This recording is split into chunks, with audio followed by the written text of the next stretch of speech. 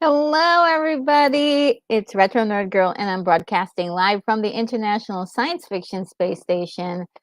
Welcome, welcome, welcome. I hope you have your tickets in hand. We are going to watch a fantastic movie today. It is The War of the Worlds, 1953. Guys, I love this movie so much. Oh my goodness. And we have a guest that's waiting in the green room. You guys know him, and we'll get to him in a moment, but I just want to get to a few of the people who have already left comments just quickly. Wanted to say hello to Kimberly Ann Hart. Kimberly Ann Hart, is that you, AJ? Just changed your profile to just let me know. And Keith E is here. Yes, says that I find this on Prime Video for free. So yeah, if you guys have Prime, just go to that and see if it's for free. There's also some other options, I believe. Let me just check really quickly, super quick, to check what other places, because I think I saw that it might be, you might be able to get be able to see a copy of it on YouTube. So, Worlds, 1953. The 1953 version, I think the best version. Let's see. Okay, so if you've got a MGM subscription, that which is Amazon Prime too, yeah, that's free. If you have Paramount Plus, I think if you have a subscription, that's also free. Um, let's see. It's on YouTube, but I'm not sure if it is free. I'm gonna see what how the link leads me. Um, no, it's not free on YouTube. Um, let's see. There is, I think those are the only places for now. Oh, usually like Tubi will have something like this, or you might be able to find it in the archive library, but I don't see a thing for it. So for sure, if you have Amazon Prime, just type it in the search and it should come right up for you. All right. And without further ado, guys, I do want to bring our guest to the show because he is got this incredible presentation that he's going to show us, and he's going to talk about this movie in great detail, much more than I thought we were going to do. And this is, he's such a treasure. Let's bring him on. It is Douglas A. Burton. Hi, Retro. Hey, everybody. I might need one of those little stingers where all the crowd goes wild. Oh, man. Well, I just want to say thank you so much for inviting me on the stream again. It's such a treat to be able to join you and to talk with everyone in the chat, and then also to go through these movies that all of us absolutely love. Oh, yeah. Oh, yeah. No, this is a pure joy for me to be able, the watch parties just in general, love doing them.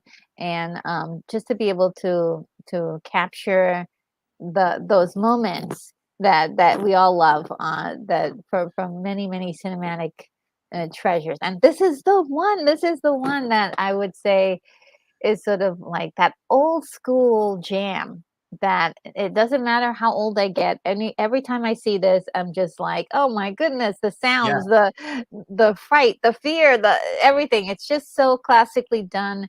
The 50s, they knew how to do this. And so yeah, I love it. I'm just gonna go further into the comments because we're getting some juicy things here. Let's see.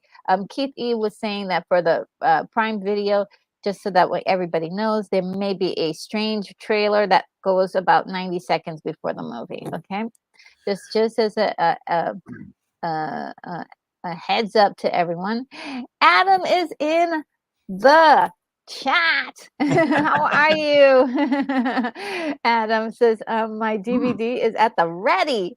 The music score by Lee Stevens is available on CD from La La Land soundtrack label. The CD also has his score from When Worlds Collide. Ooh, that's one I've seen recently.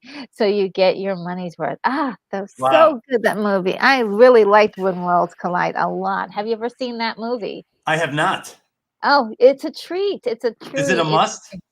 I would say because it has a lot, it's an older movie, but it has a few moments where you're just like, wow, I wonder what this would be like if they had the technology to even expand on this further. And also, I wouldn't mind like a sequel to this, like what happens after the movie. So yeah, When Worlds Collide is definitely one of my new favorites. Oh, awesome. Yeah. You should definitely check it out. Okay. And Joseph Begay is here. It says this movie has always been one of those movies that stood out as a great sci-fi movie adaptation. Grew up watching this movie and I never grow tired of it. And myself included, it just has that staying power. It does. I remember, so as a kid of the 80s, I grew up on the new era of film, Star Wars, Star Trek, and, Terminator, all these great movies with great effects.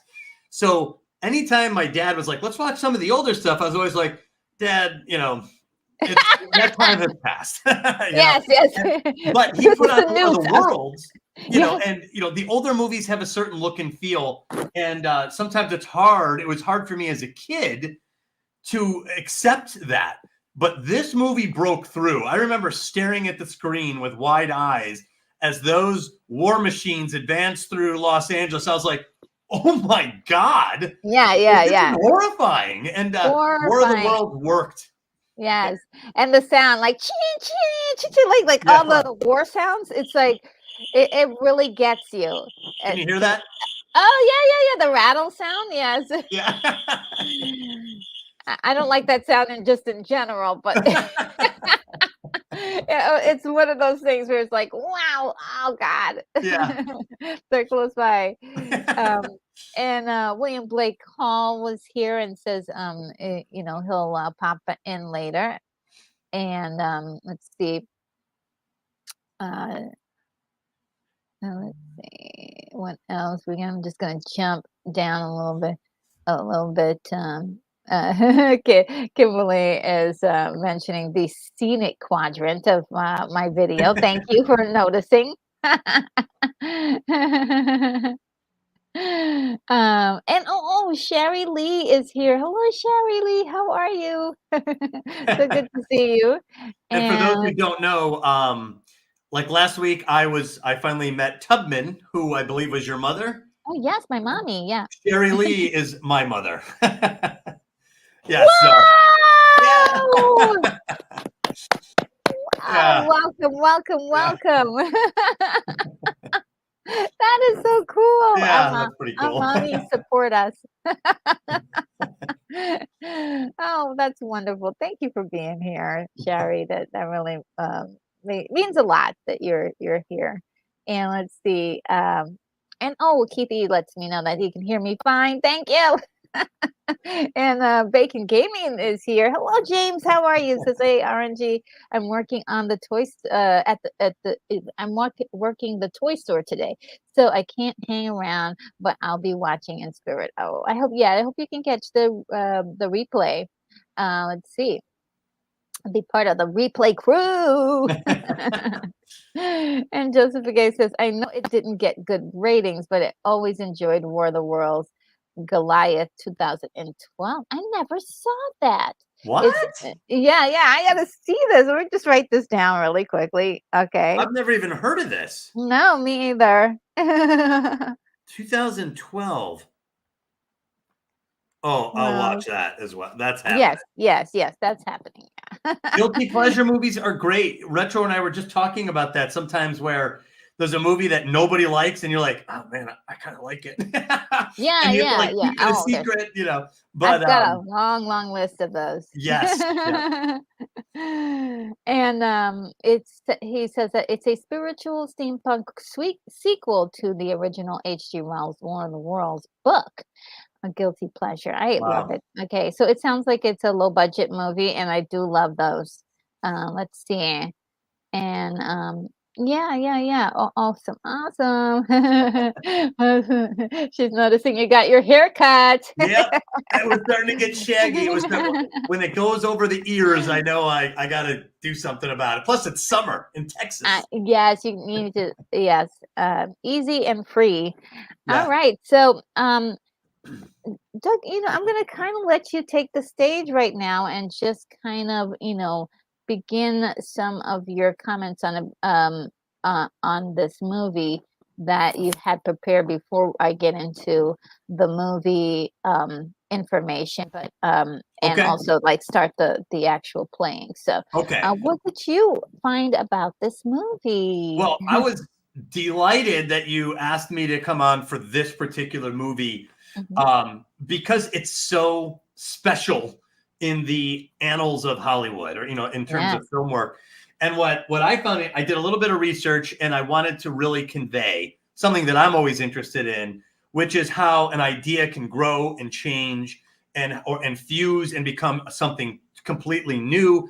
And War of the Worlds is one of those ideas, and some of it's kind of amazing. So most of you know this. War of the Worlds began as a novel, The War of the Worlds by H.G. Wells. And it was published in 1898, which is phenomenal because that's so long ago. Yes. So it came out at a time, right as the Industrial Revolution was moving into the 20th century.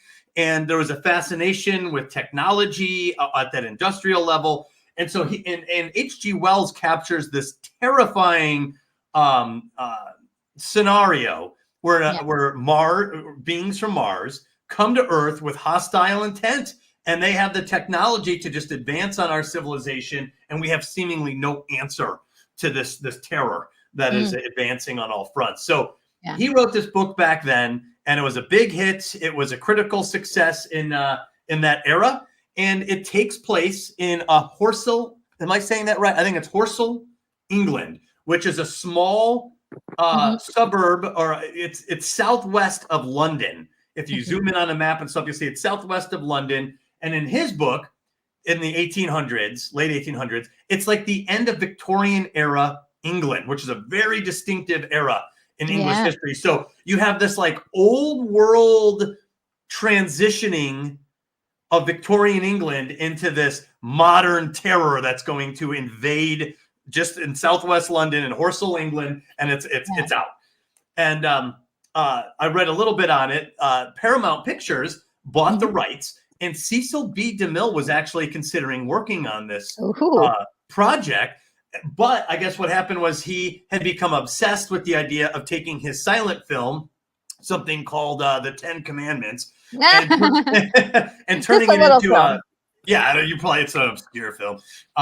So that's really where he went. So the rights to this stayed kind of in limbo in the 20s. And then, of course, there's a massive, incredible story, which most of you know. In 1938, Orson Welles did a radio broadcast where they dramatized the War of the Worlds novel, made some changes, and they broadcast on kind of a minor station. And they changed the setting. It went from Horsell, England, to Grover's Mill, New Jersey, where apparently the ship crashed. And it's Orson Welles. And I just listened to the entire radio broadcast for War of the Worlds 1938. And let me tell you, if you have not done this, if you're driving to work, it's on YouTube, hit play and sit back and enjoy the ride, because this adaptation, it's dramatized. So what they do is they're like, hi, this is, something radio, and we're playing, this piece of music here. So sit back and enjoy. And then like a radio broadcast, it goes and it plays this like classical piece.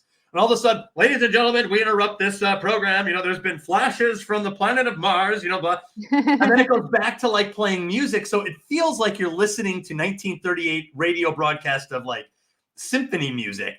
And then, of course, it gets more and more hysterical as, they see what this is. And it's in that old 1930s like voice where they're like, we see it now. It's emerging from the meteor. Yep, it's monstrous. Oh, heavens. It's, So it's awesome. It's so fantastic. And they have like the Secretary of the Interior make an announcement.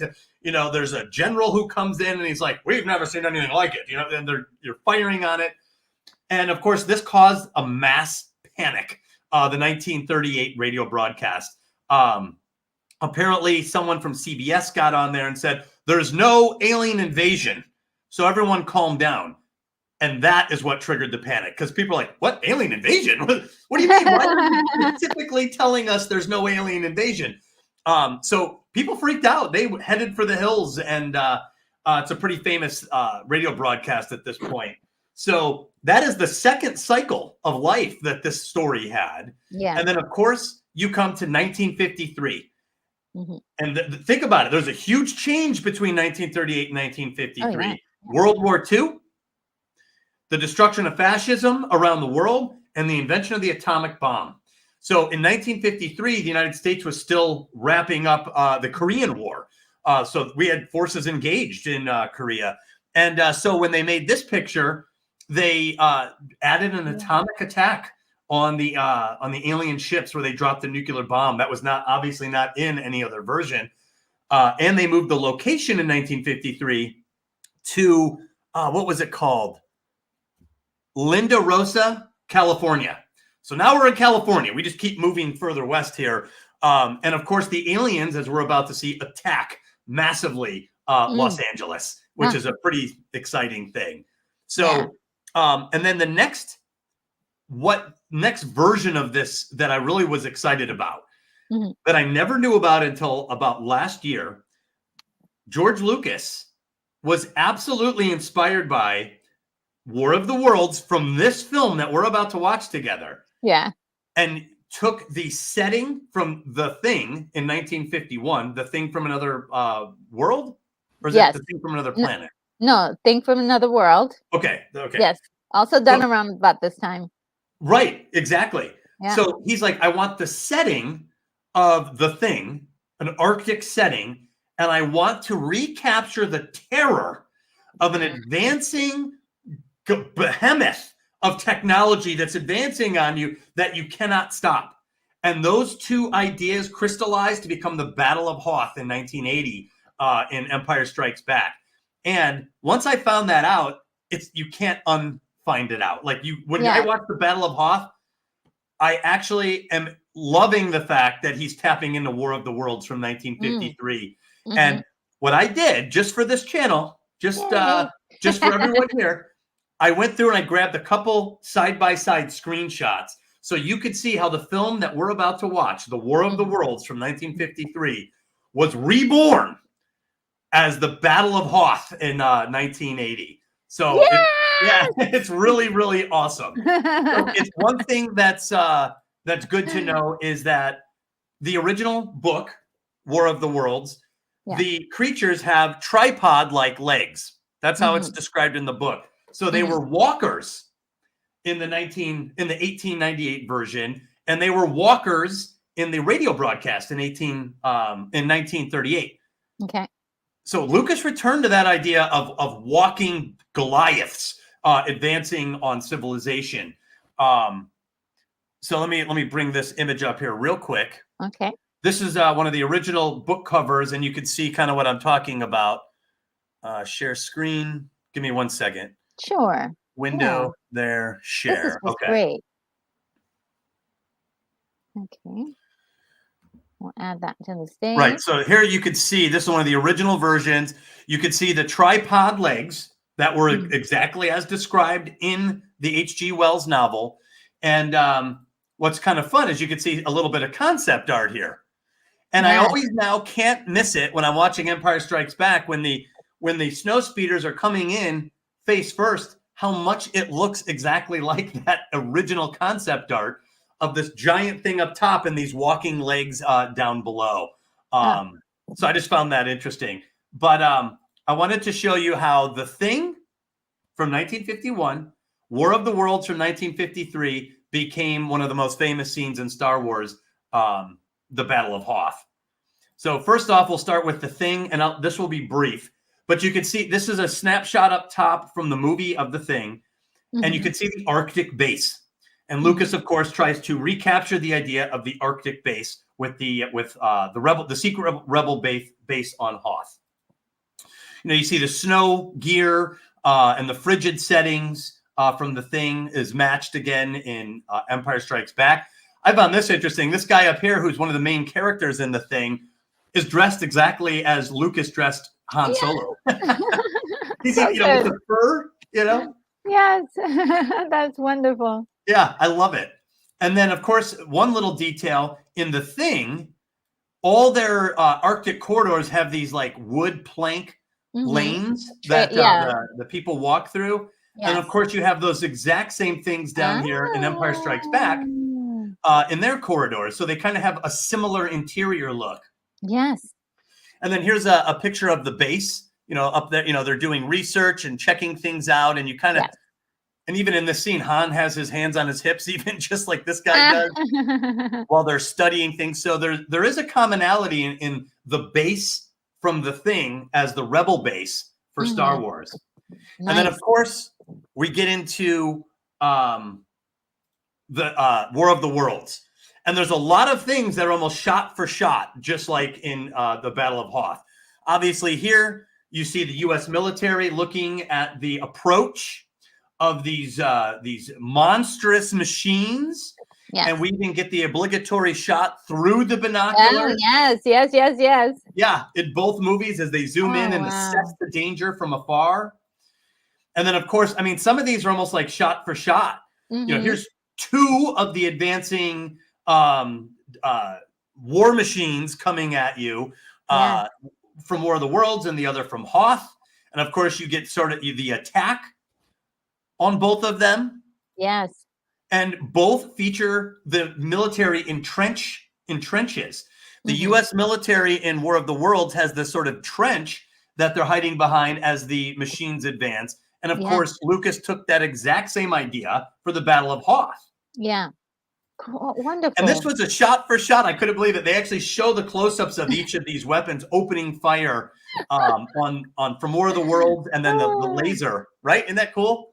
Yes, this is great research here. That's well, and wonderful. You can see that Lucas, it's called an homage. When a filmmaker loves something from the past and wants to bring something of that story or movie or show that they love, and they do an homage. And I think some of these scenes are homages to War of the Worlds. I think so too. I mean, look, I think when you're just seeing this for the first time, you have no idea. But now that you've told me, I can't unsee it. To me, it's a good thing. I can appreciate the Battle of Hoth for what it is, and also from whence it came. And that is movie appreciation, right? Is to see how we are all linked together in this sort of like one movie breaks the barrier for, like, say, special effects or visuals, and then another movie will bounce off of those ideas and create something brand new, and create completely different storyline. And this works in Star Wars in a way that incorporates those two movies, and it just blossoms into something incredible. I would say that's one of the best scenes in that movie. Totally. And I'm a guy who likes archetypes, which means you're looking at the outer appearance of nearly identical archetypal constructions. So, the arrival of the Air Force to combat these unstoppable war machines looks totally different. The expression in each story is totally different. And yet it's the same thing underneath. And that's why it works, because the archetypal design is the same. And what Lucas was trying to capture was the idea. And this is why War of the Worlds is so compelling, and why the Battle of Hoth is so compelling. The slow advance of an unstoppable, technologically superior force. And there's a terror there. From the Heroine's Labyrinth perspective, this is home as battleground, the invasion of home space, where we're supposed to be safe, and we can't stop these things. And the other thing that, if you think about it, that adds to the horror, both of these expressions of this archetype, the unstoppable giant destroyer, is that they both have heads. They shoot deadly rays from their heads. And what's scary about that is that these heads look around for you on the battlefield and start shooting at you. And there's a primal fear about that, searching head. Yes. For you. The Terminator, too, is another great example. Totally. Yeah. And they're both based on animals. The War of the Worlds was based on the cobra head. And they actually modeled the walkers, the Imperial walkers, off of elephants. They studied the way elephants walk to get their thing. So great. Also, like in War of the Worlds, both the behemoth, the advancing terror, is indestructible. Luke down here, I put the subtitles on for this. That armor's too strong for blasters, right? Yeah. And when the U.S. military opens fire on the war machines, they have these sort of impenetrable bubbles that neutralizes their weapons as well. Yeah. And then, of course, just this idea, I mean, you could, just the idea of this, the wholesale destruction of the unstoppable force as it gets closer and closer, no matter where you flee to, it continues to advance. This is the straight on shot. And again, that the heads moving around looking for you is terrifying. Oh, God, yeah. Here's one, I think one of the best shots in the film is all batteries open fire. they're all firing at once. They're all looking Yes. in different directions, and there's no way to stop these things. Oh, so good. And this is one of my favorite scenes in the Battle of Hoth. I actually cut it off, but you could see a foggy haze down here, and then there's the retreat of the rebel forces right in front of them. It's a horrifying single image. Yeah, they're And then, of decimating course, the place. yes, both military forces are forced into an immediate retreat. The U.S. forces retreat on the unstoppable advance of the war machines, and of course, the rebels famously retreat in the Battle of Hoth. Begin retreat. Yeah. So anyway, that was the some of the side by sides I thought I would share. Wow, this is wonderful. Thank you so much, Doug. That was just wonderful, wonderful introduction to the movie for anyone who hasn't seen it before. And for us, the people who have seen it before, we remember those scenes and we know exactly what he's talking about. And we probably have seen, Empire Strikes Back so many times. I can't tell you how many times I've watched that movie. And yeah, those scenes are truly epic. I don't think I would want to live in a world where there isn't an Empire Strikes Back, and definitely need the Hoth scene because it's one of the most amazing battle scenes captured on cinema. So I thank you for explaining all that to us. Yeah, I actually enjoy the Battle of Hoth better now that I can see War of the Worlds, a shadowy mirage behind all the images, because War of the Worlds, like I think we both said, captured our imaginations when we saw it as well. Oh yes, and it's a totally different experience though, seeing War of the Worlds and then seeing Empire Strikes Back. So just want to throw that out there. So let me just get into the chat because there's a lot of commenting, and I want to get to everybody, but just enough to to acknowledge some new people who are definitely here and some other things here. Joseph Begay says, can't forget to mention the Jeff Wayne's musical version of the War of the Worlds 1978 concert tours are still happening currently. Wow, had no idea about this. Me either. Wow. Joseph Begay, that's great. Thanks for dropping that knowledge bomb on us. War of the Worlds is a musical? Yeah, that's so wild. I had no clue. Keith E says, if space aliens are coming, they're definitely going to New Jersey. And Moving says, I heard a recording of the broadcast in art class when I was in high school. The project was to paint something from the broadcast. Wonderful. Whoever your teacher assignment. is, they are awesome. Yeah, what a wonderful assignment. Wow. And just for everybody, I did post a link to the radio broadcast on YouTube. It's definitely a fantastic treat to listen to. Some of it is very, very funny and interesting because of the time period and just their entertainment abilities. But also, there was a resonance of fear for a lot of people hearing this for the first time.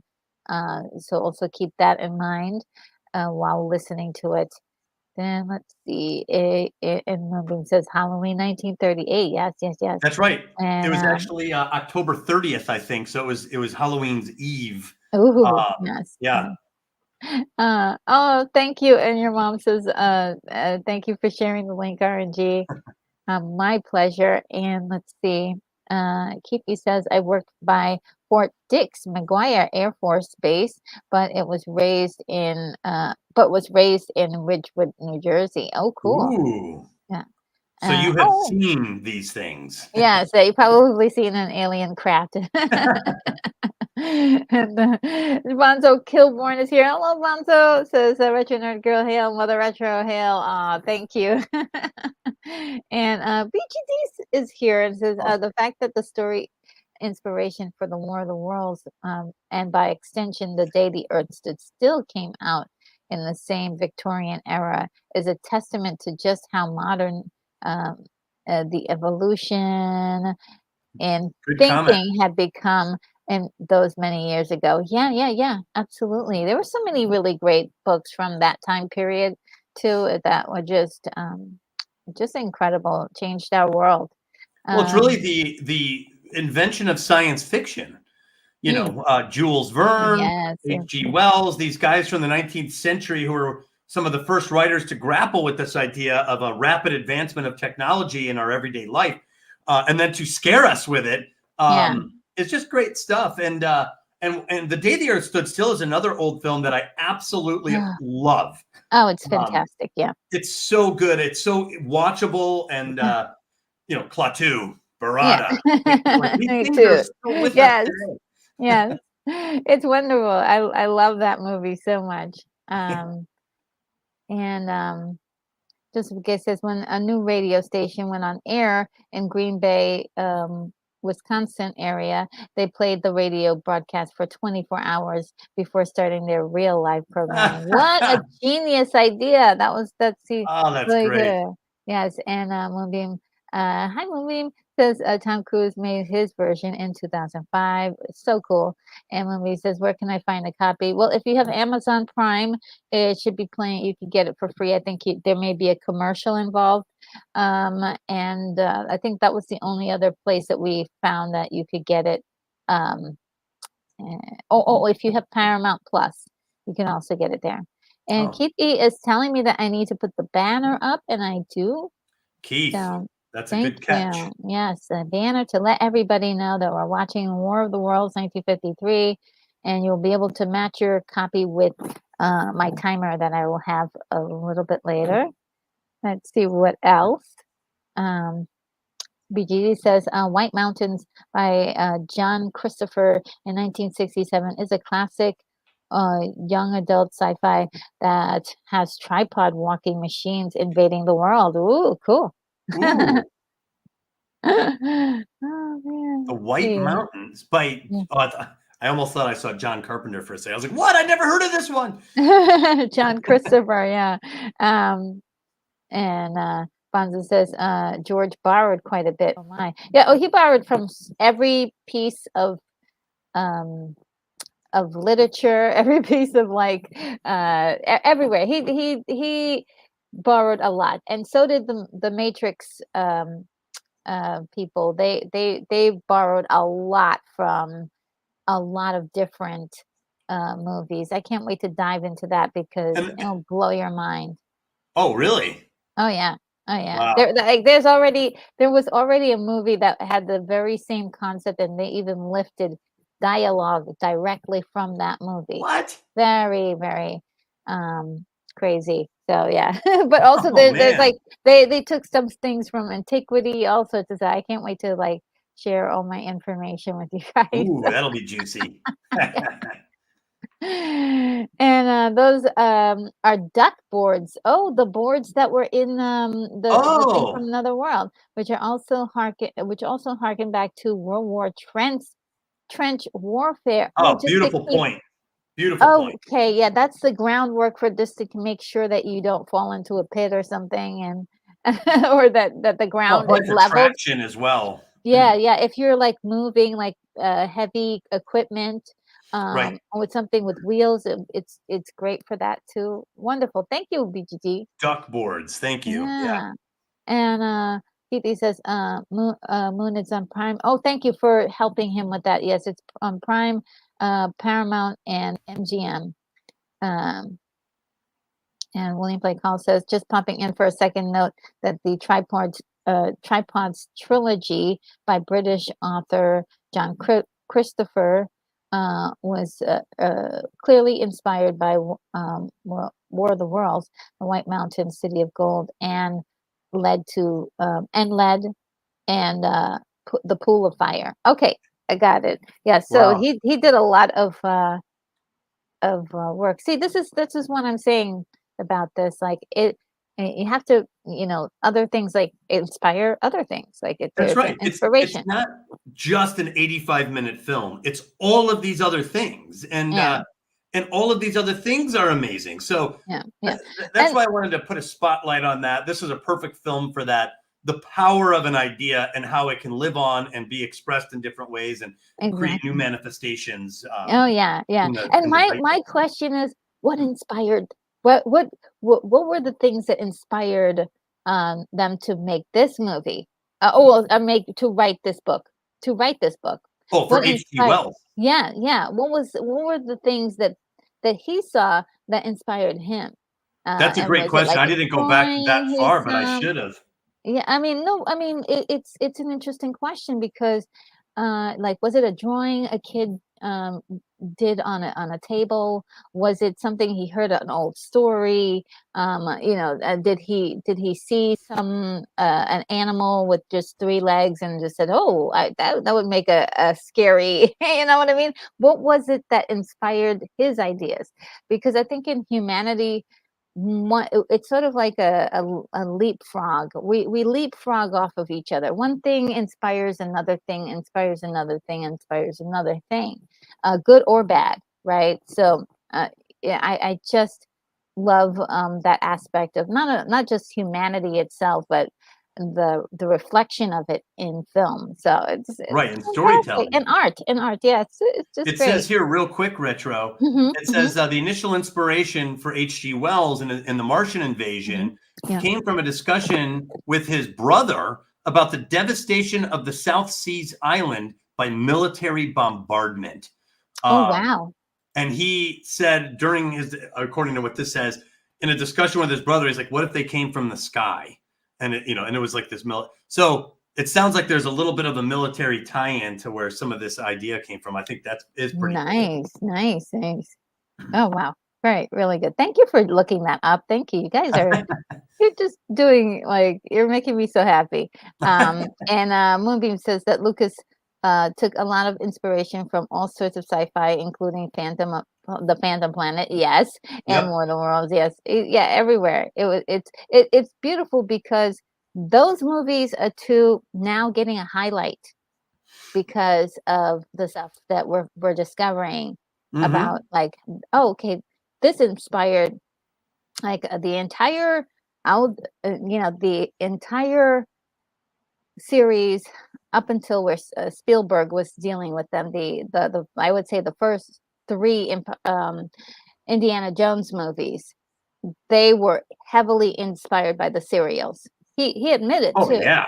and they're like literal characters like that are just like they're mirrors of each other from Well, different movies, and these were like movies you just didn't hear a lot about. So right. Well, and I just wanted to say, I've heard some people be like, "Oh, George Lucas ripped off this and ripped off." That's not really true. As a creative person, what you're doing, mhm, you are the receptacle for like human response. So when I saw War of the Worlds, and I'm like, oh my God, look how and you react to it, yeah, you remember that. So when later on you're writing, you're like, I want to recreate that emotion, that feeling. mm, So you bring something from your past, from a past story that affected you, and you infuse that into what you're trying to put together. That's totally normal for creative people to do. And like I said earlier, it is an homage. It is to celebrate something that impacted you, that you experienced from a previous story. yeah, yeah. I think so. And let's see. Um, Joseph Piguet says, I always was always impressed by the video depicting the Great Martian War, 1913 to 1917. Ooh, I've never seen that one. I've got to write that down. Yeah, Have you seen that? I've got some homework to do Me here. too. You got Joseph Piguet. Okay, the Great Martian War. Wow. That's what I'm saying. This thing is connected to a spider web of other things here. Oh yeah, this is wonderful. And Bonzo says, Bonzo says it's a little bit an homage, but also but a lot is plagiarism. Just saying. Well, I think it Well, depends on how it's used. If yeah, you're not adding much new to it and you're just yeah, redoing what was already done, then you're lacking, and you're lacking enough imagination to make it your own. I hmm, think in the case with George Lucas and the Battle of Hoth, that's an entirely new experience, the Battle of Hoth. So I think that was a successful I reintegration think of an so. old Yeah. idea. there But are there is some. such a thing as plagiarism too, of Yeah, course. there are some like completely just like completely lifting a story. I think that's really a little bit much. But then you would watch like one movie that looks like another movie, like looks like another movie because they have the same cinematographer, they have the same, it has the same stylings or whatever. Some things we can borrow, like even our language that we speak. The reason why we speak the way we speak is because of the other people that we're exposed to. So we're like taking a little bit of all that and maybe all of the movies we've seen, all of the music we've heard, everything is informing everything. So we're bound to repeat ourselves. We're bound to copy from each other, and plagiarism is like if you like totally lifted something that was exactly like that thing. But in Direct many ways, plagiarism. like he did not have, or I think no one really had the foresight of like what that experience is until they saw it in these movies. And like even the dog fights in Star Wars. Oh yeah. I don't have a clue what a dog fight is, and I'm sure he was like, what is a dog fight?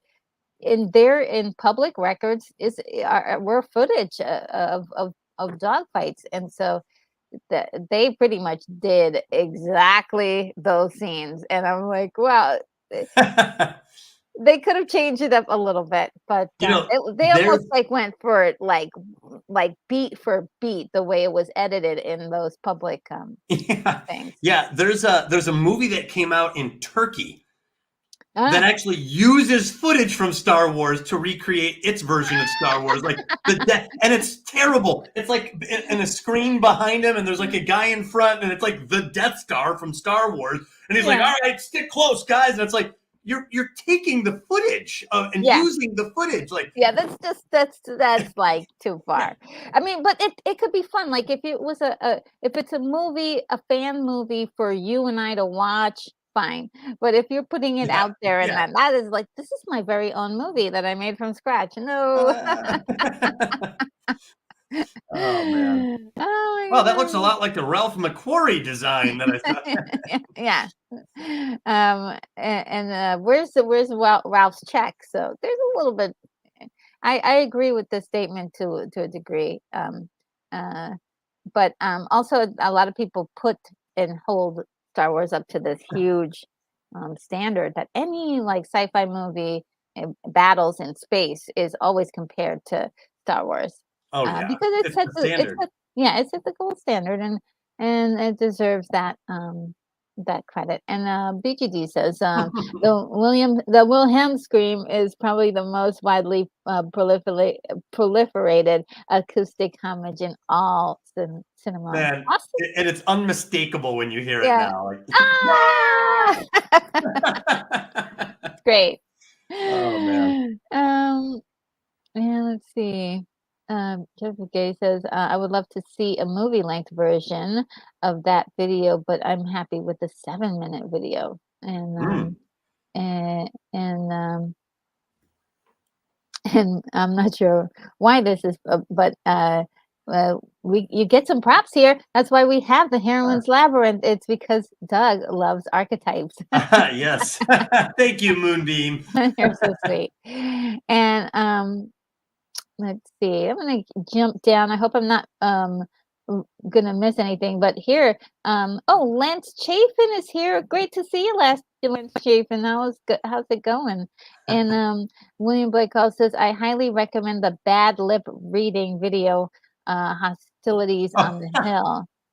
That sounds really cool. The bad lip reading videos are pretty hysterical. Do you know Oh what he's yeah, talking about?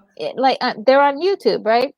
Yeah, the person learns how to dub in a way that matches the lips. Yes. So whatever words he comes up with, even if it's gibberish, will match exactly the way the lips are moving and stuff. Yeah. And it is hysterical to see Yeah. like gibberish come out from actors who are being real serious and stuff.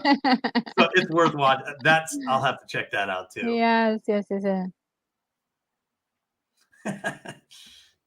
Okay, we're almost caught up. Um, And William Blake Hall also mentions also remember the impact Oh, of the Orson Welles broadcast on Buckaroo Banzai. Let's see. awesome. Great addition to Yeah, this. yeah. Let's see. Okay, so oh, and Sherry Lee says, "How much is huge in Barbie too?" Oh my God, yes. Oh yeah. And she used over 20 movies to pay homage. 29, I think. There's a great video on YouTube Hmm. of an interview with Greta Gerwig, Yes, I and saw that. she details where all these ideas from other films, how they bled into Barbie, and Hmm. I love that. I just Yes. love that. Yes, yes, and I hope everyone did get a chance to see my Barbie review. I kind of detail a lot of the psychological nuances of that movie that is not really talked about, and I haven't heard very many people hit on some of Mm. the things that I talk about in that video. So, I don't think I've um, seen your Barbie video. all right, well, let me Yeah, give if you could put the you link in there, I'm gonna watch it. yes. So Let you me have what see. you're saying is you have kind of a unique take on it. I do. Now, in the beginning of the video, I do have to fight a little bit with my audience, because some people were not having it. Yeah. Yeah, I liked Barbie a lot. Oh, It was my second favorite film of 2023, but there's definitely a lot of pushback on that one. Some people hated it, but in my Mhm. opinion, I think the movie was excellent, and I think the people that didn't like it might not have understood what the movie was doing, possibly. Then, of course, Yes, they might yes, not have just liked it, you know? yes. That's my understanding of it. That a lot of people didn't really quite understand what she was doing in the movie, and that's fine. Because people other like even people who love the movie, a lot of people just didn't understand where she was going, and I think I have an understanding that's Mm. a little bit different. Let me see. Um, That uh, comment by Joseph Begay is pretty cool. okay, we're gonna look at that. Hold on a second. Let me get Oh, this really quickly. Let me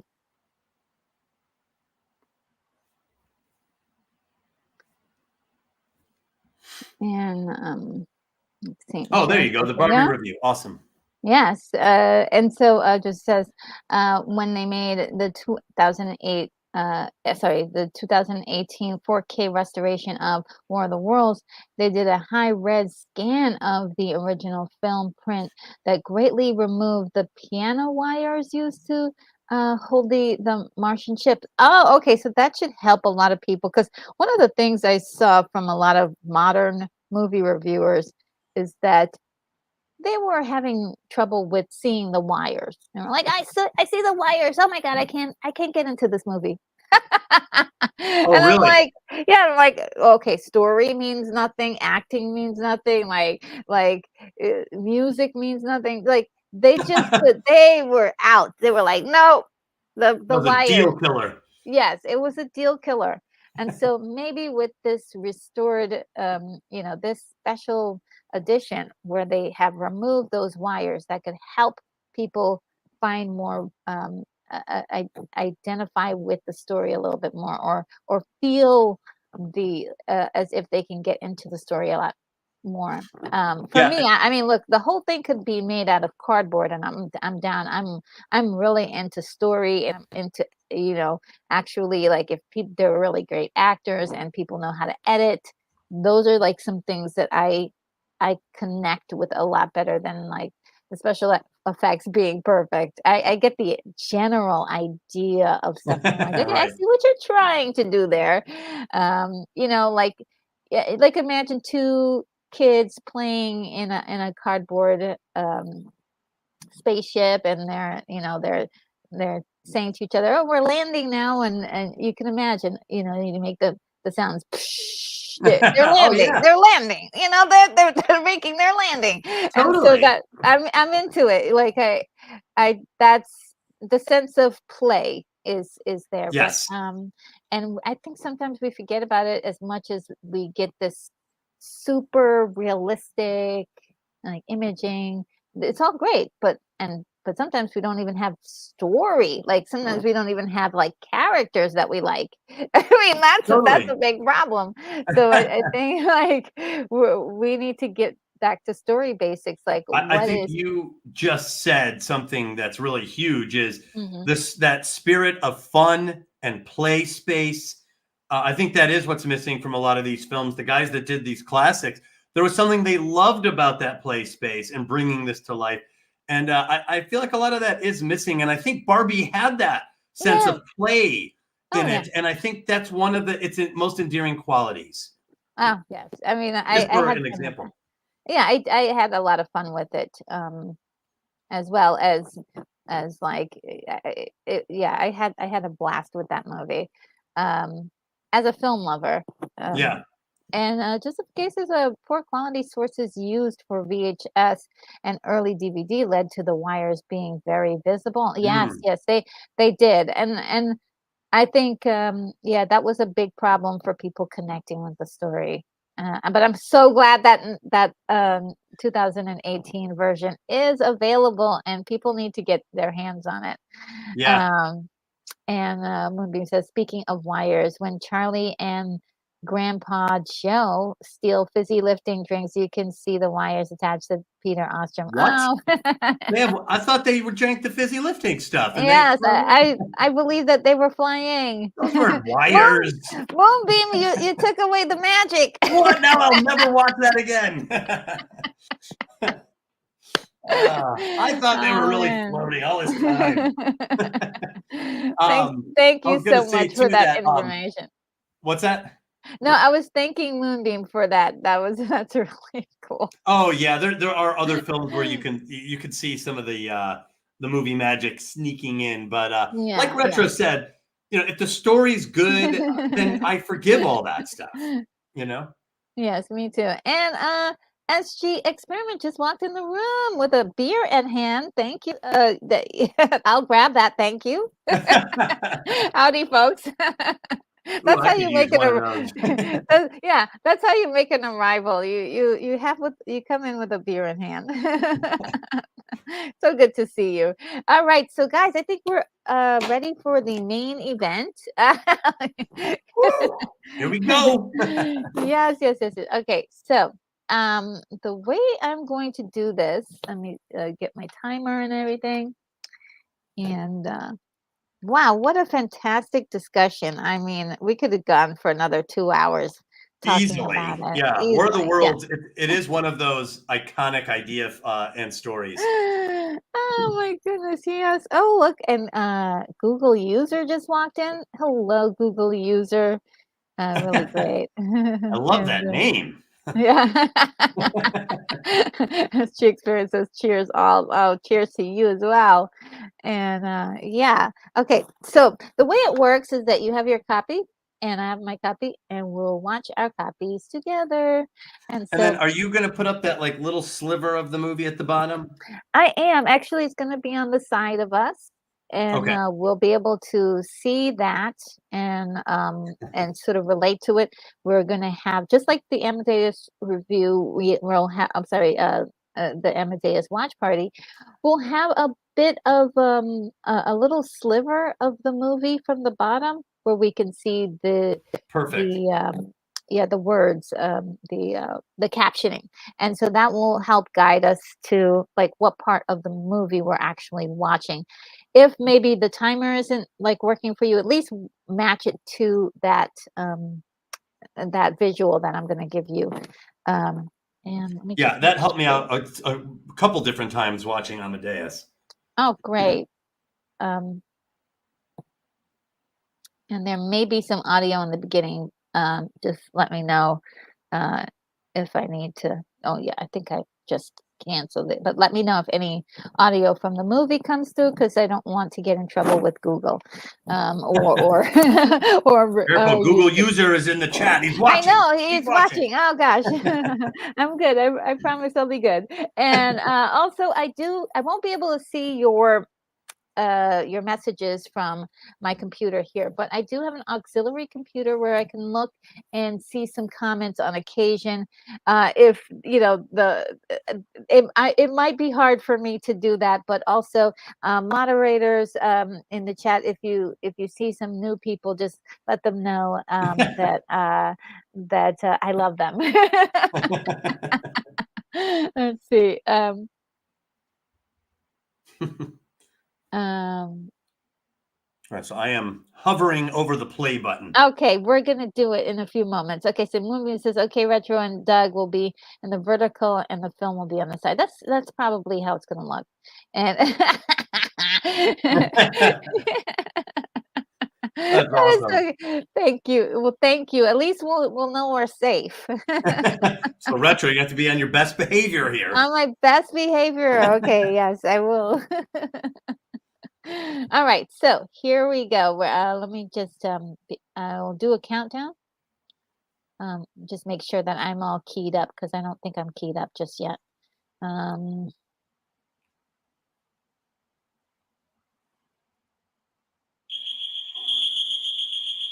Doug. All right, let me oh, before we go into that, I'm sorry. I don't mean to I did want to do one quick thing with you guys to do with the movie. Just wanted to talk about the movie really quick.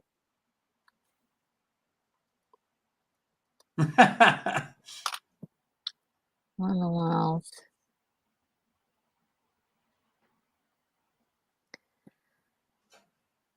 All right, so we'll be watching The War of the Worlds, 1953. It's rated G, guys, so it's okay for the kiddies to watch, except for it. There will be war, and it might scare some if they're too young, but it should be okay for anyone, I would say, over 5. And 1 hour. It's 1 hour and 25 minutes, so it's pretty short. It's directed by Byron Haskin. The writers, of course, we talked about H.G. Wells being the original writer of the novel, but Barr Lyndon was also writing. He also participated in writing the script. It stars Gene Barry, Anne Robinson, and Les Tremayne.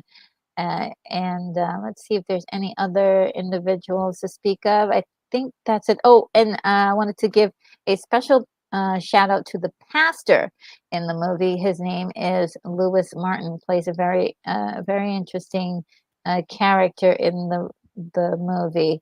And Les Tremayne is playing the Major General Mann.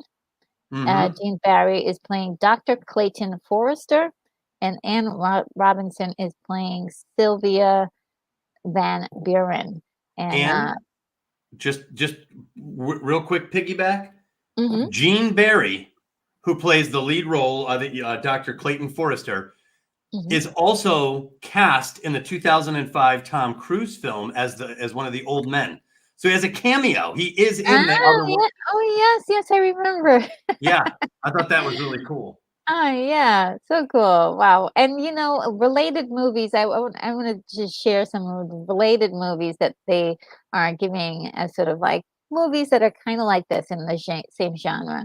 We've got The Day the Earth Stood Still, The Time Machine, which was done, I would say, in 1960, Forbidden Planet, The Thing from Another World, which we've talked about, Them, which I believe is getting a remake at some point by Warner Brothers. Also, Invasion of the Body Snatchers, one of my favorites. I love that one. Spock is in that. Yes. Oh, you're talking about the 78 version. Oh, sorry. Yeah, that's right. Yeah. That's right. You are right. This is the earlier version. When Worlds Collide is one we also talked about. It came from outer space, which is one that my members should be well acquainted with. And let's see, The Blob, starring Steve McQueen. And let's see, they also mentioned The Fly and Earth versus the Flying saucers. So that's really kind of cool. I love seeing the related videos, related movies, because then I'm like, okay, that's on my list. I gotta watch this. It's Or so what, funny you too. know? Go ahead. Oh no, you go. Well, I was just going to say, I remember because I saw The Fly with Jeff Goldblum first, and Oh then I went back and saw the old Fly from the 1950s, and man, when he pulls out, I was like, "Oh, that's like a fly's head! Like that yeah, is like yeah. 100%." It was almost jarring. Yeah, it was done in a different way, but it's still compelling in the way Yeah, that the story was told. I mean, just great stuff, just great stuff. yeah. All right, so I got this pulled up. Let me just okay, that's probably gonna be great. All right, so now we're ready for Oh, the and retro. countdown. Joseph Yes. Begay gifted 10 memberships. Oh my goodness, Joseph Begay, you're just so sweet. Oh wow. Yeah, I figure that Thank definitely you deserves a call out. so much. Really, That's really awesome. appreciate that. Let's see who the lucky members are. Really quick. Oh, Stump Brat is a member again. Oh, good, so awesome. Putin's cat Oh, uh is one. The Outcast Creative Lance. Oh wow, Lance, you're a member again. The Unapologetic Geek, James Harrigan, YBFC311. Must be a character from Star Wars. Mr. Londell's Groovy Movies. Oh wow, yes, thank you. He's he's got a great channel. Boogie Dark Wings. Oh, so let's see who else. And a Pion also got a membership. Thank you so much, Joseph, for gifting those wonderful memberships to those lucky guys, and that is hopefully, very cool. yes, that's just great. And let's see if I can get Joseph a little thank you before we get started. Before the invasion begins. Yes. All right, here we go.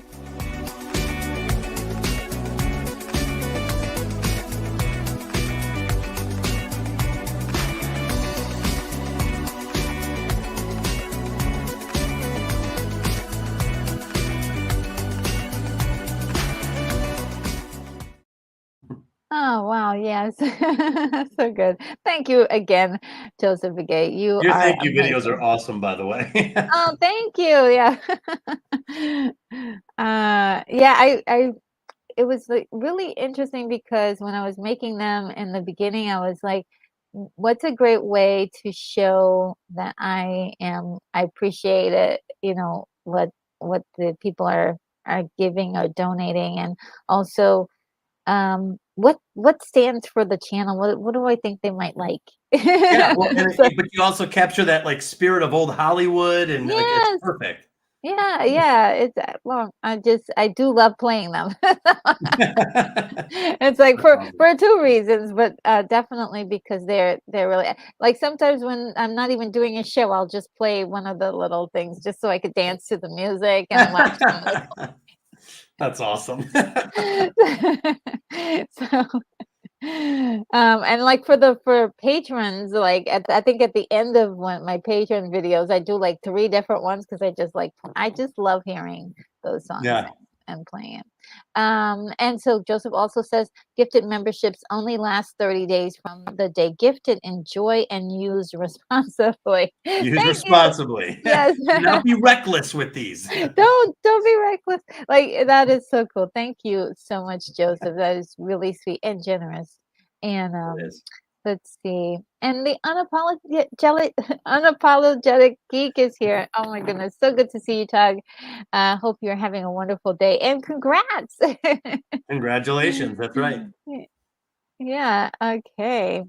And Doug says that those were such great films. Yeah, they were just really fantastic, right? I I love seeing them, and there's one or two of them that I haven't seen, or I haven't seen in such a long time. So I can't wait to see every single last one of them. I just uncovered about 100 videos. I'm sorry, 100 movies or so from like the 50s and the 60s that are just like incredible, and I'm like, I need to see each and every one of them that I haven't seen before. So Totally. And the ones you listed, I always remember in the opening scenes of Gremlins, when ooh, the Peltzer, he's on the phone, you see like Forbidden Planet in the background, the time machine, and the yes, time machine disappears in the next scene. yes. So a lot of those films were in Gremlins there. That's great. Yes. Oh man. Okay. So guys, we're ready. We're gonna go for it. Let me just remove this um and get things ready. So All right. the countdown is from 5 to 1, and right after I say 1, then we press the button. Okay. Okay, to play. So 5, 4, 3, 2, 1.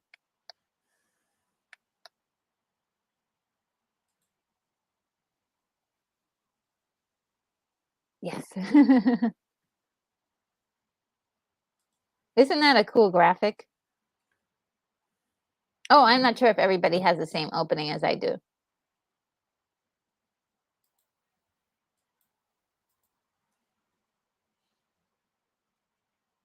I got to match mine up here.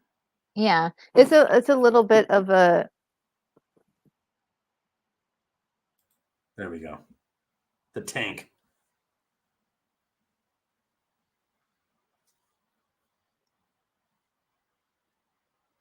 And what's interesting too is, when the book was written, World War I had not even happened yet. mm, But by the time of the radio broadcast, World War I had happened, but not World War II. So here we are in 1953. Now we have seen both world wars, and they kind of write that into the story. yeah. Adventurous theme playing. Isn't it great? Yeah. And that's kind of a military font, Yeah, that you would see in the old World War II military movies. So it's interesting that they went with that sort of like US GI font. yeah. It is. I love that font. Yeah. All right. I'm like a second behind this. Let me just see if I can catch up.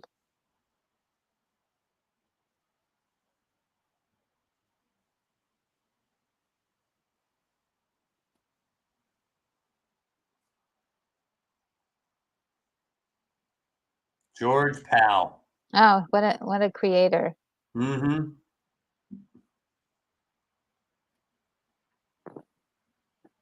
Love this opening. Love it. Isn't great?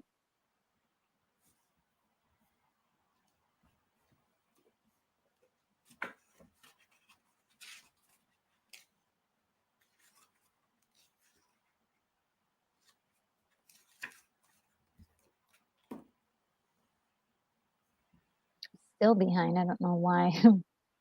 Still behind.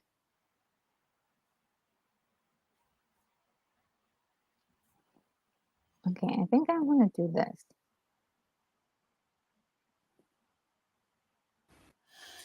Yeah, and this like solar system walkthrough, that is not in the book. Oh yeah. I think they may have had to put this in for people who are like trying to figure out, okay, what's happening? What planet are we on? Well, it's true because it's like, well, these are the worlds we're talking about Yeah. for the War of the Worlds.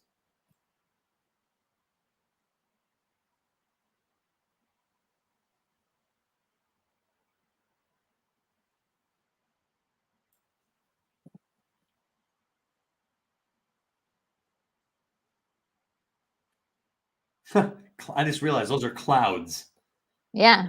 which would be unusual to see. I know in space. There's no atmosphere in space.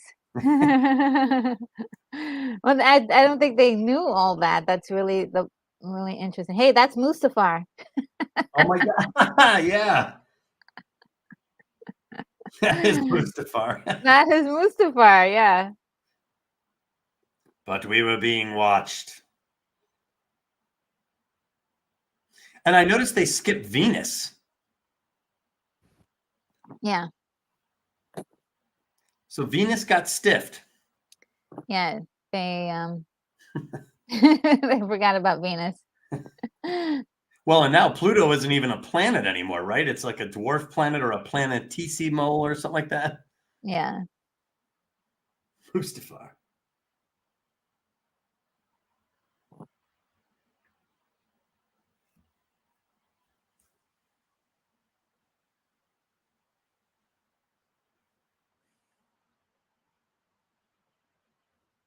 And that's a great way to open up a movie. You know, you're Yeah. automatically engaged. Yeah. Oh boy, they're the meteors. A great many movies begin this way. Yeah.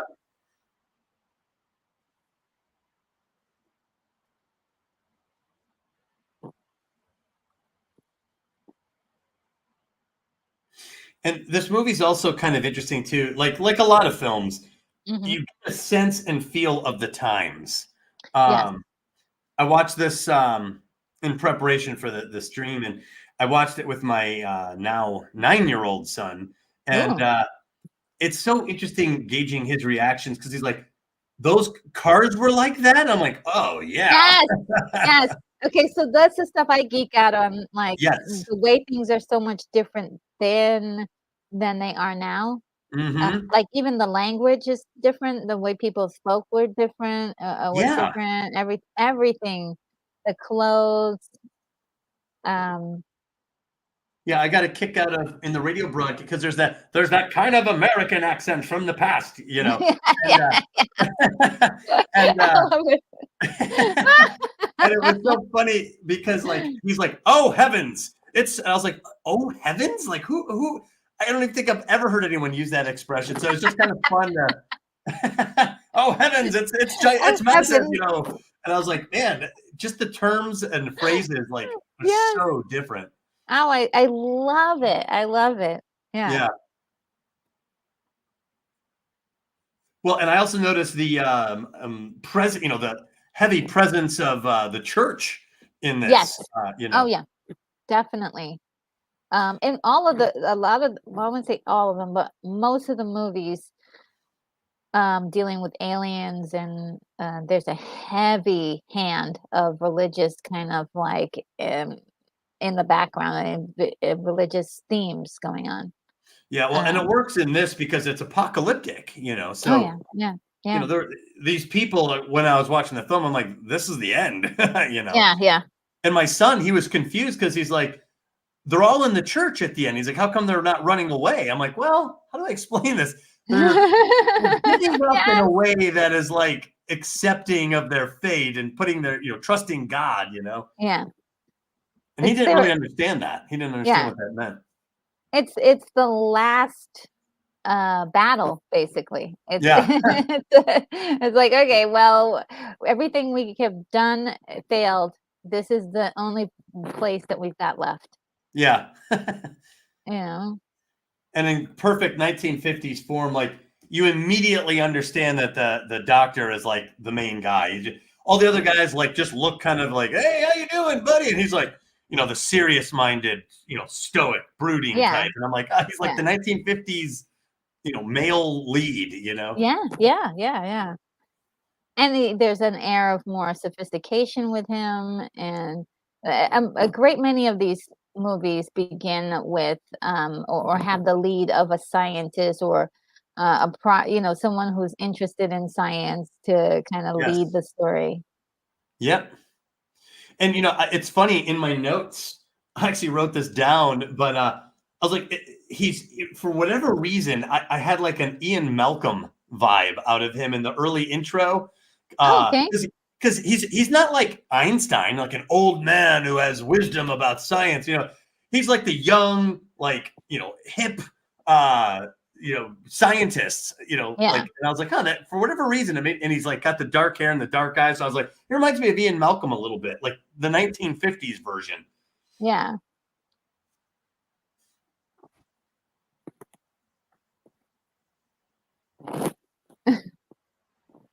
See, like nobody even worries about this. They're like, okay, well, just another rock fall from the sky.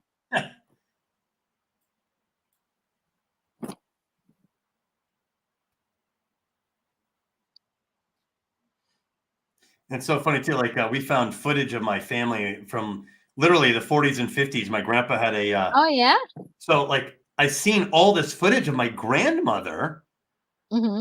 and she's dressed exactly like these women. So now when I see her, I just Oh. think of my grandmother in that footage. Oh. Yeah. I mean, Have you ever worn your hair like that, retro? no. That is so much hard work. Oh man. Yeah, that's a lot of hard work. Yeah, see, I think this is where I was thinking Ian Malcolm. He's got glasses on and they're like thick framed Mm-hmm. and everything. Mm-hmm. All he needs is the leather jacket. Yeah.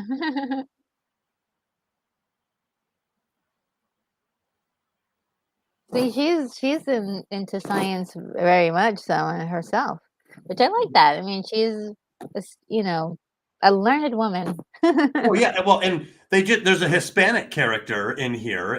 It's a Hmm. side role, and I also noticed that there was a scientist later who's a woman, and I was like, this is 1953, and it's already like scoring modern points. Oh, big time. Yeah, I mean, there's some things I'm sure they were like. There's one scene later on I'm sure people didn't like so much, but honestly, Oh yeah, um, I think they did a great job of really trying to portray people on even uh, playing field. yeah. It is funny watching these from a modern sensibility because part of me hates the modern sensibility because then Mhm. nothing holds up. Nothing is good enough. Nothing, would survive the harsh criticism. But I thought this movie held up fairly well. Yes, yes, I think so too. Which I scene were think you you can talking about have. where she gets hysterical? Yeah, when she's really now that would have been me. That would have been me right there, actually. They're like, no, they're gonna get us. Ah! The guy's like, get a hold of yourself. But she has good reason, because there was a moment where she was, yeah, she deserved it. Yeah, Um, I understood that. What's weird is it didn't seem inauthentic or anything, but at the same time, I understood that a modern Hollywood studio would absolutely not allow that reaction out of a oh female character. no, no, no, no, no, no. She would be the main character. She would be the, and she'd She be like, would. when that head comes in later, she'd be like, "Grr, grr." she would she would just kick it and then it would be the story would be Roundhouse, over. yeah. Yeah. Oh, you know what else my son noticed while we were watching this? The Hmm. aspect ratio. He's like, Yes. Dad, how come there's black stripes on the side? I was like, Yes.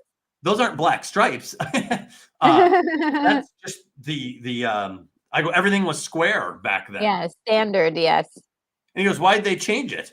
And I was like, I go, I guess to match the movie theater screen and also you see more. So he goes, Hmm. which one do you like better, rectangle or square? I'm like, rectangle. Yeah, yeah, I That's think so. interesting. You don't think about this stuff. Yeah. I mean, there's some places where they actually like fill in the squares with something else. I'm like, okay, that's okay. You could just show me the thing.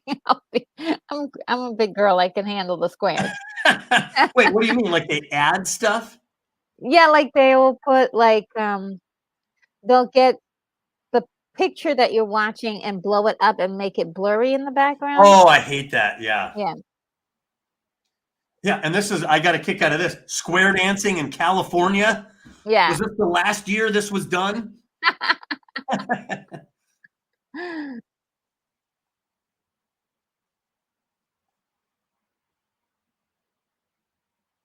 That was a good old time there. Yeah. A little hoedown. Yeah. And these guys are just camping out right next to the meteor. And it's funny too. There's like this funny commentary. I think it's coming up where they're like, yeah, it's radioactive. Maybe I shouldn't have been touching it. And it's like, yeah. Like, they understand it's radioactive and they're not too worried about that. Yeah, like, oh well, it's not a big deal. It's just radioactivity. I love the fact that they're all three going up to this together. And I'm like, Yeah. okay, let's just see if we could get a crack at this thing. Yeah. And what's interesting is despite clear warning signs that this is about to go south, these guys just keep on, hey, we're friends. Yeah.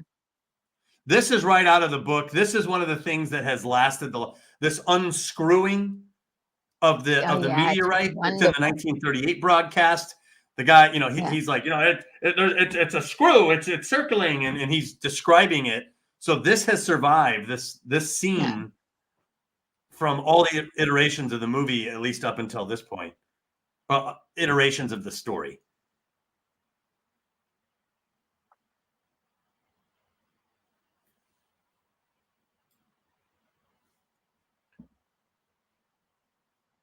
And Joseph Begay actually says the 3-strip Technicolor format led to the movie aspect ratio of 1:37 and 1. I was just reading Cinefantastique, which covers War of the Worlds. Yeah. And that's where I ran into the 3-strip Technicolor approach. It allows you to manipulate colors and things like that, which this is really the early vanguard of the color film, right? Yes, early 50s. Yeah. I mean, I think they had some in, I'm thinking the 30s as well. They had some color. Well, 38 or 39 was Wizard of Oz, and that had some color in it. Yeah. So I guess it just wasn't, because there's still movies from the 50s that are black and white. Yeah, that was, I mean, not only was it is probably cheaper to do, but it was sort of like if you wanted to make a good looking low budget film, you do like a black and white. It had that look to it immediately. And didn't have to worry about quality so much. Yeah. I absolutely love that sound effect. So spooky. And the way it's moving and it's scanning and it's just going like, it's methodical. Yes. And this pulsing sound, it's just fantastic. Yeah. I don't know. It's like an electric rattle or something. Yes. It almost mimics the heartbeat, Oh, yeah. Your heart's like, ooh. Yeah. And they said when they were filming this that they had real trouble with the 3 legs, with the tripod legs. Of course, because then you would have to start using stop motion. And they didn't want to because it would create a level of artificiality to it, I guess, that they thought was more egregious than seeing piano wire. So they redesigned the alien warships to not have legs. And I guess this was a massive problem because they're like, should it be on treads like a tank? Should it have like, what should we do? How should we solve this? And the guy ended up solving it with the hover, like manta ray body with the cobra head. Yes. Japanese guy. I forgot his name. Yes. Yep. I have a picture of him in here. I was looking at it. Yeah, right here. I don't know if you can see it. Let me. This gentleman right here. I'll put you on keep that up. There you go. He's the one who solved it by coming up with the hoverbots. But we should probably go back to the movie since this is a pretty big scene. Yes. Very incredible scene here.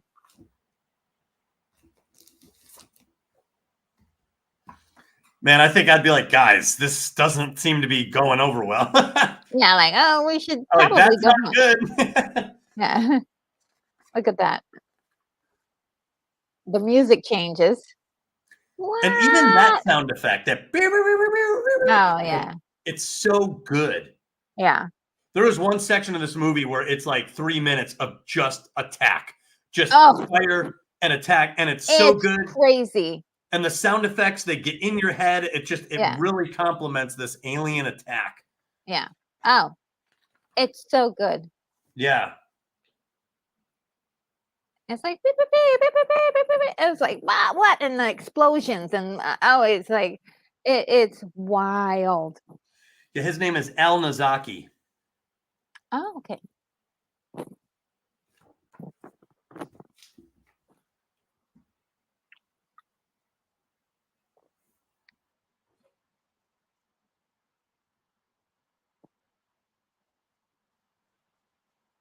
Oh, and you know what else was the problem with the tripod approach? Yeah. Was they were having trouble filming, you know, at the end of the film, they were having trouble filming the crashing Mm, with legs because it would have to fall over a certain way. yeah. So the manta ray hover device made that a little bit easier, I guess, as well.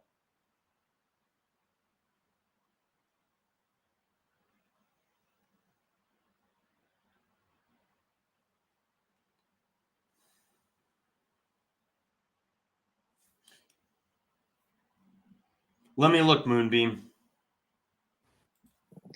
What's happening? Oh, he was friends with Kurosawa.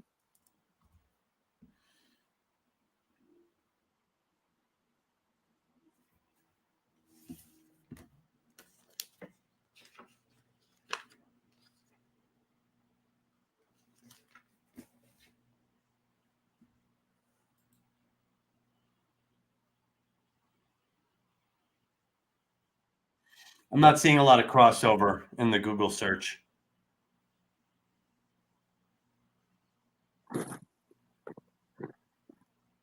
All Looks like right. he's very well known for his work on War of the Worlds, Al Nazaka.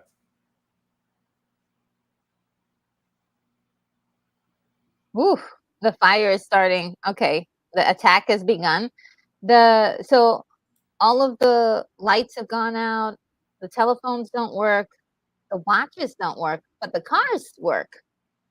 Oh yeah, the batteries. Batteries still work. Yeah. At least that's working. Oh boy. The Popo. Just one car, you need like 5 of them. At least. Yeah, like, don't worry, folks, we got it. We got Me and this. Bert.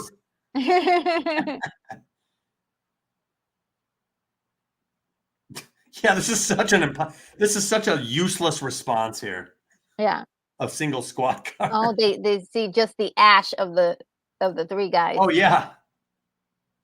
Just their ash. That's terrifying. I thought that was actually a very clever way of showing you what happened, Yeah. considering they were disintegrated. Yeah. Uh-oh. I don't remember this part. Okay, get out of there, guys.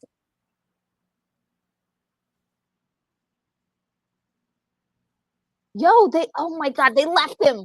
They Yeah. left him. Ah! Get out of Ah! there. It's a Oh, good thing that he left him, though, yes. in that sense that, he's out. Okay, just lay down and stay down. Yeah. Well, I mean, at that point, this thing is totally Oh dangerous. my gosh, I love it. Oh, another one's coming. Yeah, and that's great. Now that you know the danger, they Yes. revisit the Yes. first scene, and it's like now it takes on a whole new meaning because we know what's Yeah. coming. Yeah, that's the brilliance of this moment. It's a brilliance of the buildup of everything. Fantastic. And I love So this military response. One of the things I thought was really lacking in the Mhm. 2005 Tom Cruise version Mhm. was a really good, solid effort by the military to confront it. Yeah. Tom Cruise and those kids, they tend to just run around and almost like dodging it, and we never saw the military respond. And in this movie, Yeah. this is 1953. This was the U.S. military right after World War II, when we had absolute respect and trust and faith that this military could confront anything. And Mhm. here they are getting wiped out effortlessly. Yeah.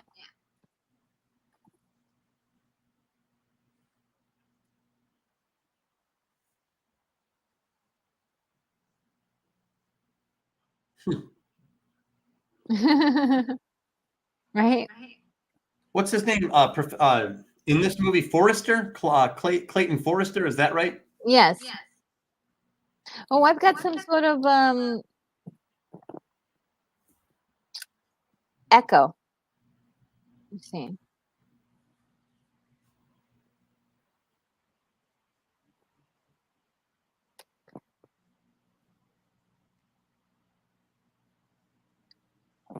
It seems like it's okay.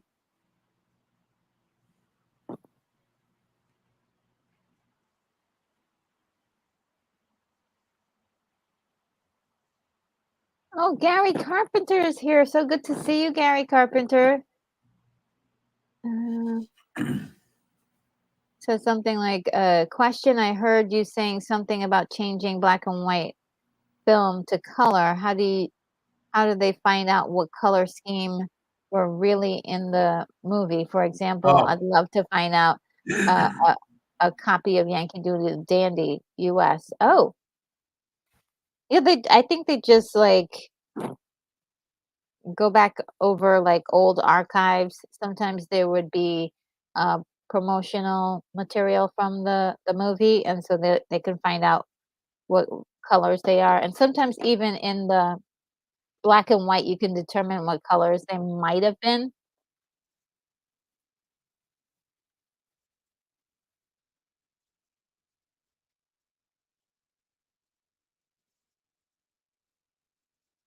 Oof, the sound. Woo! That's scary. Ah,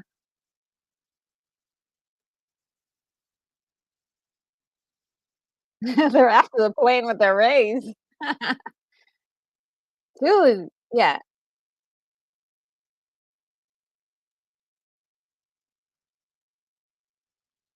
Oh, yeah. Dude,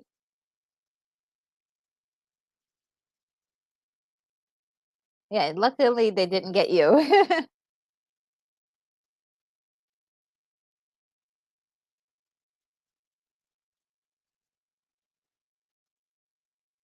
No, you won't. Oh, man.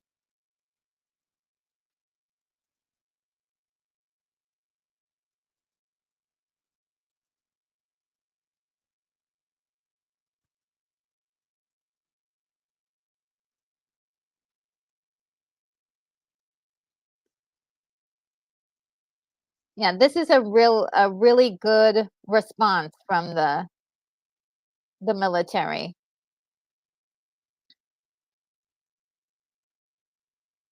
Just keep sending more troops in.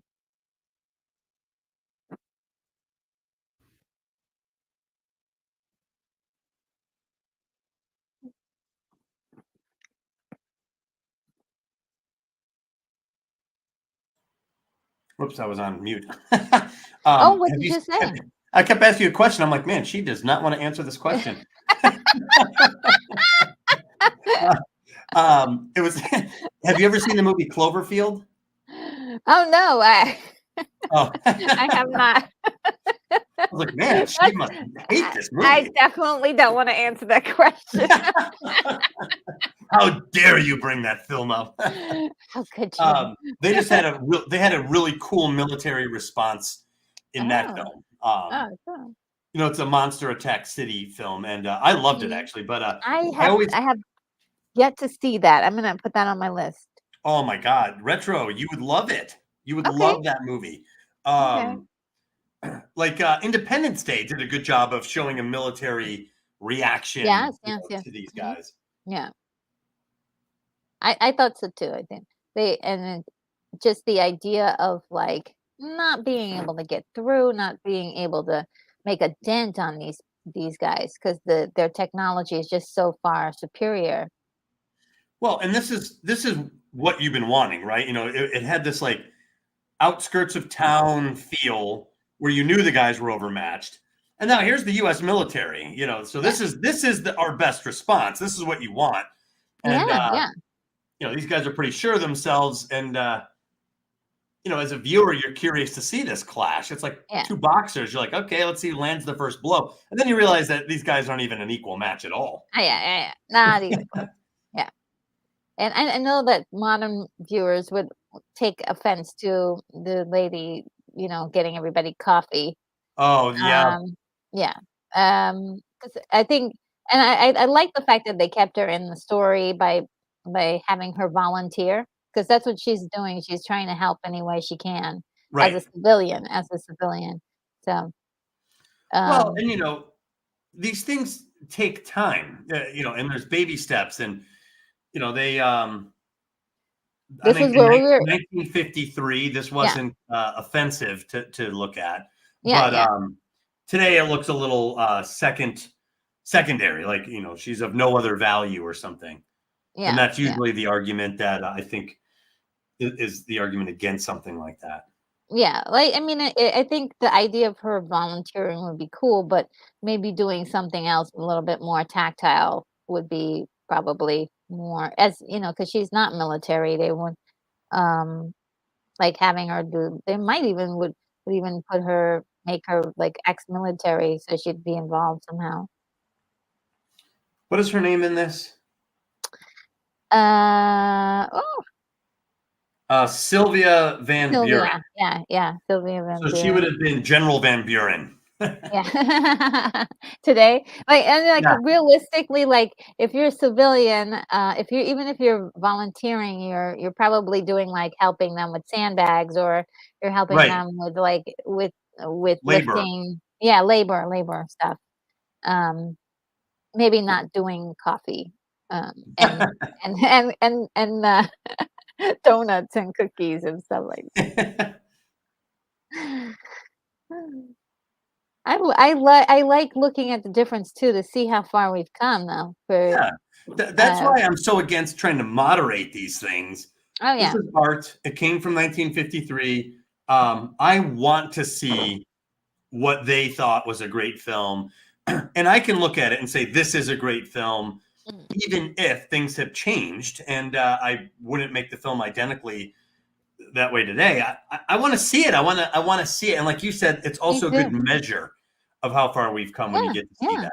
I love that, yeah. I love that we've made those changes. I love that, seeing that we've done that, and also, like, imagining, how would you have the character now Yeah. in, like, real terms without making it unrealistic. Now retro demands I go get her a coffee, and we're trying to watch. Well, maybe we can go to the coffee machine together. That's the proper solution. That's about a solution. Oh, man. The sound effects in this is just so good. It really is. Yeah. You know, Uh, I guess luckily I don't remember seeing the piano wires, so I never had I that full Me stop. too, me too. I guess my mind blocked it out. Yeah, It blocked either it blocked out. it out or I just didn't notice them. I didn't care, I think. So yeah, by watching this, which is restored and beautiful, Mhm. um, I, I I can just sit back and appreciate this, and I do love it. The War Oh, of the yeah. Worlds, Yeah. and that design of that ship is incredible.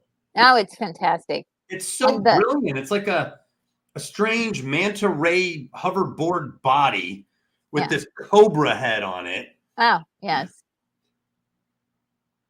and even And how like the pulsing gets louder right before it shoots. It boom, boom, boom, boom. yes, yes. It kinda warns you a little bit, and you're like, Yeah, "Oh, snap, here it comes."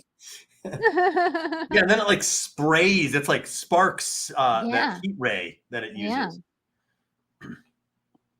It's almost like short blasts of atomic blasts, like a tiny little bit of it. Yeah, Um, we've like spotted walkers atomic on the focused spotted energy. Imperial walkers on the ridge. Oh, man. Oh, that's right, the priest. Yes, he's. Oh Yeah. no, Oh yeah. this is bad. She gets This a is little sad. hysterical here too, but Yeah, for a different reason. yeah. Because of their background, they are really close. Mm-hmm. Yeah.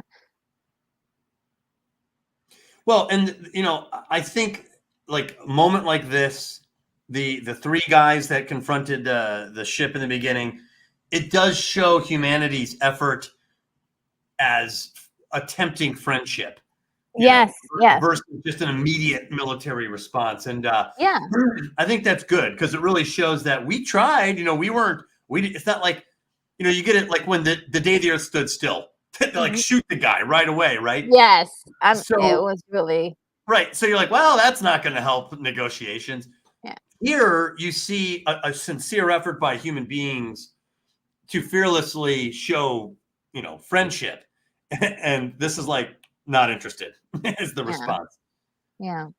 Oh, Joseph Begay brings up a good point. You would think that the military would have cornered off the area to all civilians, especially since combat is considered the most, for the most part, inevitable. Yeah, yeah, I think so too. Yeah, There wouldn't even be any, but I think the guy is there because of his science abilities, and she has science abilities too. yeah, So maybe as a rewrite, maybe they would have like a little team of scientists or science interested people that are in the area that could help. yeah. Well, and Um, even in the 1938 radio broadcast, they do cordon off the area. yeah. Um, there's like all these reports coming. It's like a bulletin has just reached me, and the military has cordoned off the area. So, oh, there you go. She's just screaming. Stop it! Yeah. Listen here, hysterical woman. They'll hear us and they'll shoot at us. Quiet it. And this poor guy, he all the way to the final seconds. Yes.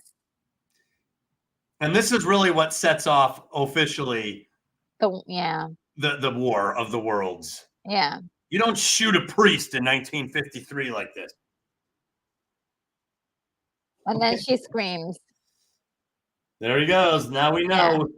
And this is great. This is a serious military barrage, Yeah. artillery Yeah. barrage, and you can see their armor's too strong for blasters. Yeah. So cool. And it's not like they're denting them or No. getting a couple. This is zero impact. Yeah. I love that 1950s exposition. It Yeah. must have an electromagnetic field around He called it a blister. Oh yeah, I Wow. noticed that, a blister. That's right. Yeah. What is that? Oh, well, they call it a blister when, like, you get your pills and they're in blisters. Like, Oh, and thank you have you. I never knew to push that. through it. Yeah. It's a Interesting. protective, shield. That's what a blister is. It's just a protective shield over your skin when you hurt yourself. I mean, that scene is incredible. All guns are opening fire from both sides. Oh, yeah. And you see that they just disintegrate. I mean, they Yeah. our guys, there's no answer to that. Yeah. Like, you're gone. And this is just like minutes of just Yeah. opening fire in full scale. Yeah. And it's like, like, barrage. Uh, And that sound, that Yeah, yeah, yeah. That it does sound like rah, rah, rah, rah. Rah, rah, rah, that's how my car sounds when I'm trying to turn it on. It's like, oh gosh, rah, rah, rah. There's the trench. Yeah.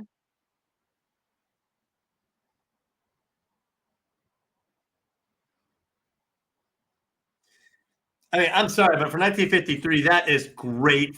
Even today, I still think that's great action. Oh yeah, yeah.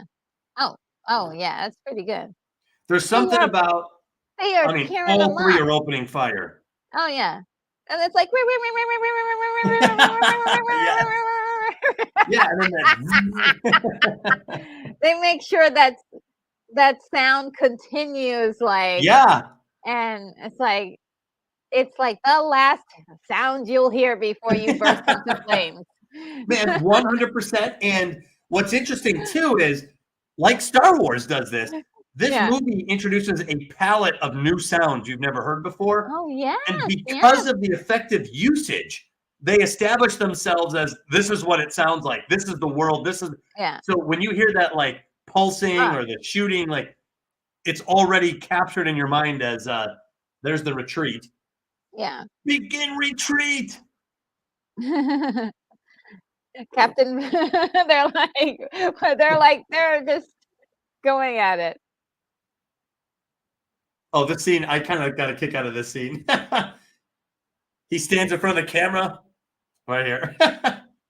Oh, man. Yes, and they show you like a little glimpse of his skeleton underneath. Yes. Yep. And so, oh gosh, Apparently, they crazy. did use X-rays to get that. Oh, wow. Totally decimated. Yeah. Now, this actually, I didn't include this in that like little thing, but Mhm. that makes me think. I'll get her out on the Falcon. You know, Yes. Han Solo and Princess Leia. Oh, absolutely, yeah.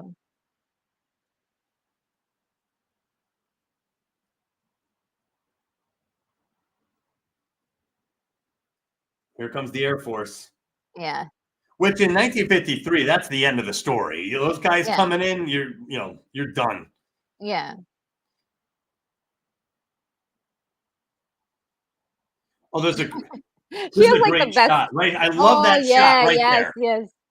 You You get see one the, glimpse of them from above as the plane veers off and crashes. And yeah. I don't know why, but when I get those sneak glimpses of something like that, it adds to the Yes. sensationalism of the moment. They're like, okay, And this let's see reminds me of who's. Luke. Like he crashes in front of an AT-AT, Yes. and then the AT-AT destroys as it passes over. And it's Yeah. very similar there with that plane. Oh, so great. My son asked me too. He's like, "Were those the real newspapers?" I was like, "No, no, those are props, son." Yeah.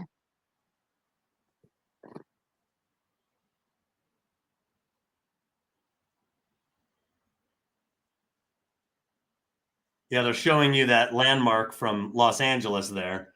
Mm-hmm. Because I think later on, it's not. I don't think it.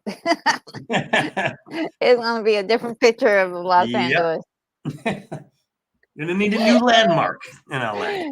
Yeah, that was such a great scene, though. I mean, like the sound effects again is Oh just yeah. insane. Like for like 5 minutes, raining down, like explosions, everything. It's just like, Well, and you still hear the artillery barrage from the U.S. military, and uh, it just goes. It's like two boxers slugging each other, except one boxer is like not landing any blows. yes, it's like getting pulverized.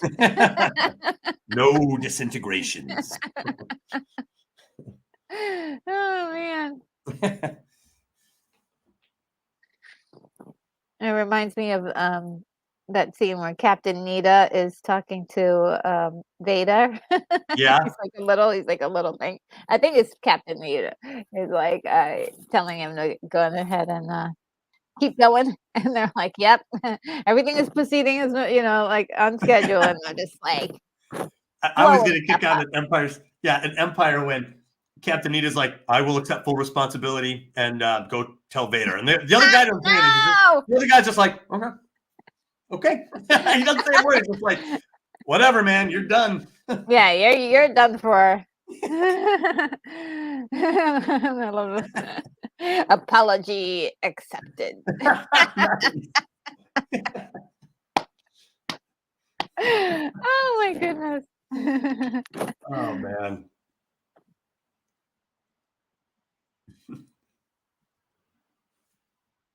Oh yeah, they lose track of our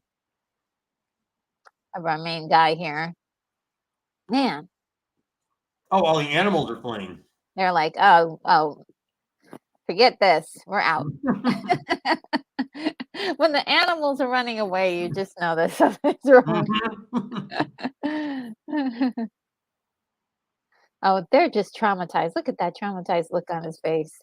He's so lucky he still has his glasses too. Yeah, I know, intact. Not a scratch on them. I know.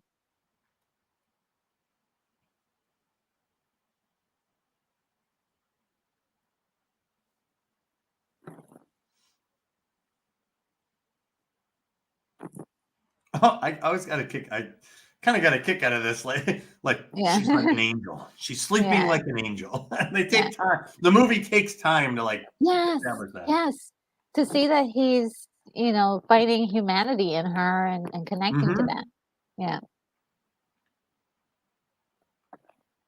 It really plays a big part at the end in the psychological profile of these characters. It's just really well done. Mm-hmm.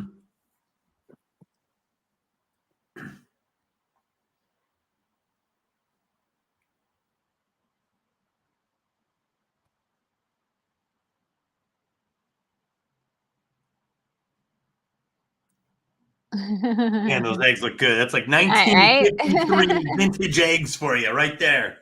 Right? Right out of the farmhouse. Cast iron skillet. Yeah. Nice. A little orange juice, some Oh, bacon. man. Yeah, all the food in those movies like this, it just looks less perfect, Mhm. you know? Yeah. So, Yeah. like, more authentic. Yeah. It looks like the carnivore diet is going on there.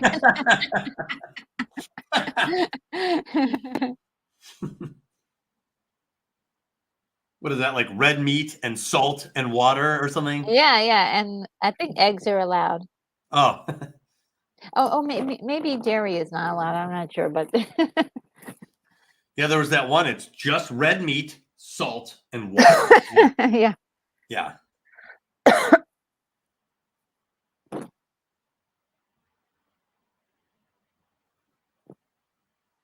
And this is a home invasion scene coming up here. Oh, Um, yes, yes, yes. you know Hold what on. this reminded me of in a weird way? Mhm. Close Encounters of the Third Kind.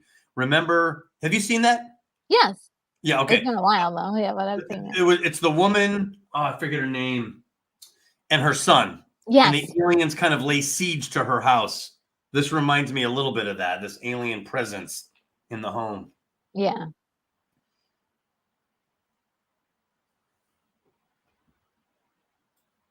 Okay, this is her backstory, which is very important for the end. Yeah. Yeah, Uncle Matthew. That was her humanity. That was her link to humankind, really.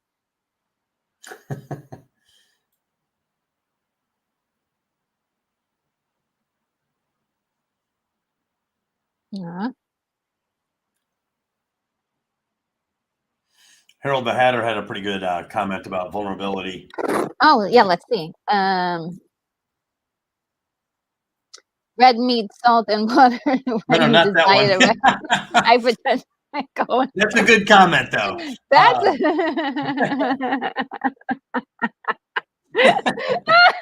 all right,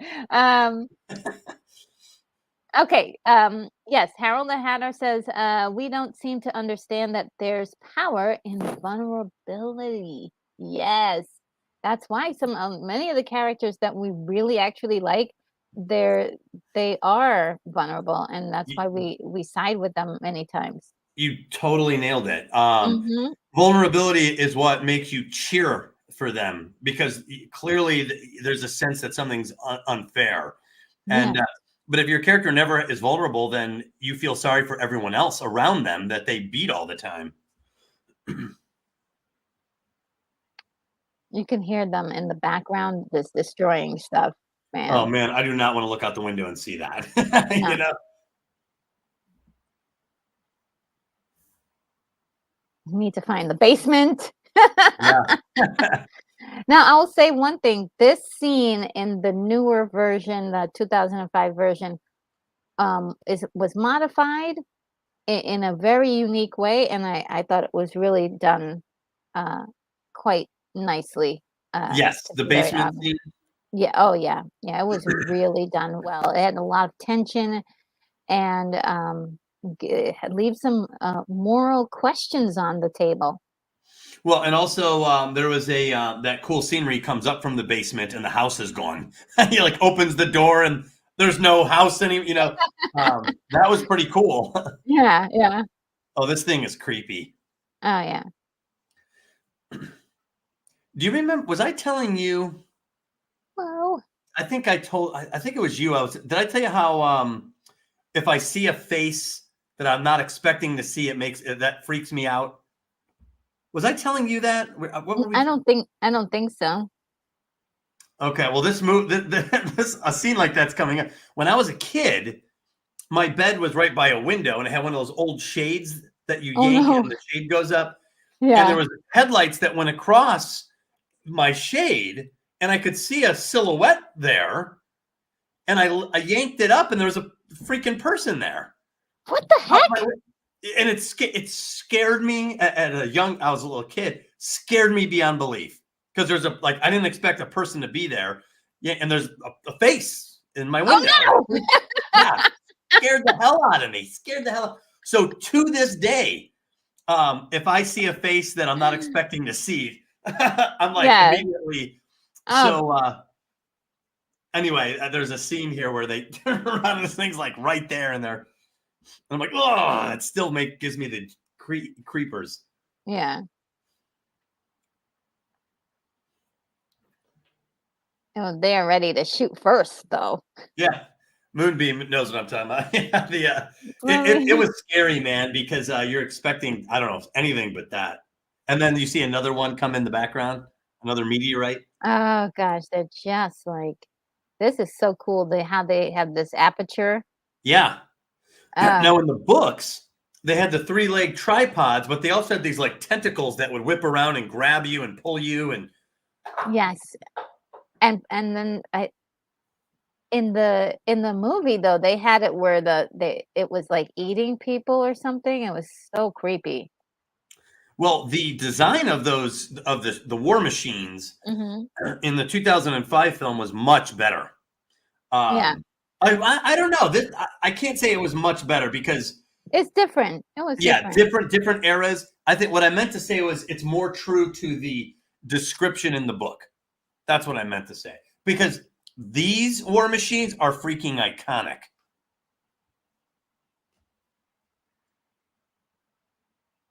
He's curious. He's too curious about. It's like, I want to get a good look at them. Yeah, I what are just you want. talking about? Yeah, let's kill them. Or why I don't we must escape? see, Or just hide in the refrigerator or something. like Like they Indiana did it. Jones. Yes. That withstands nuclear attacks. Oh, man. Oh, I think this is the scene that bugs me, man. You don't like that rattle, that electric rattle sound? Oh, yeah, yeah. Oh, look at this. Oh. She's like, "Oh, snap." Right I here. love the way she just goes like this. Oh, I hate that. I hate seeing a face where it's not supposed to be. Oh, wow. Yeah. It retracts. Oh. Oh, they're about to get news of this. They're like, "What's in that house? We need to get to it." Oh, Yeah. boy. That scared me when I was little. I was like, "Guys, they're right behind you. They're always right behind you." Yes. Yes, totally. Oh, man, I love the shadow play. Yep. Yeah, the lighting in here is phenomenal. Uh-oh, look at it's about to happen. She's like, "Ah!" Is it a spider? No, it's this creepy hand.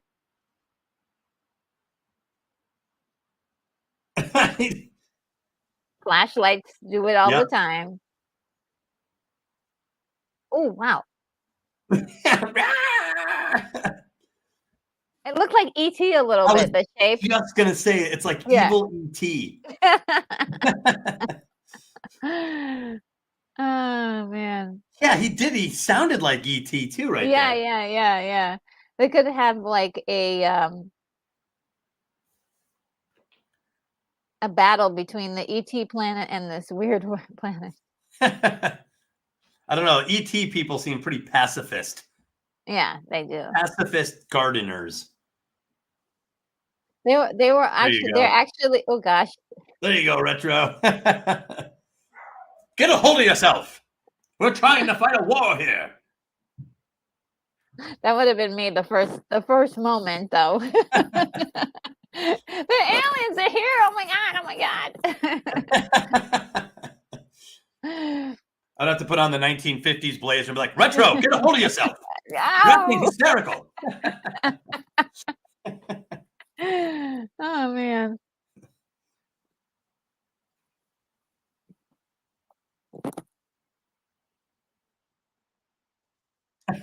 Oh wow, so scary. Oh god. Oh, they blew up the house. Oh my god. Dude, Harold the Hatter is cracking me up. What the ETs would never get into war. They're too busy on their phones. Always trying to call someone.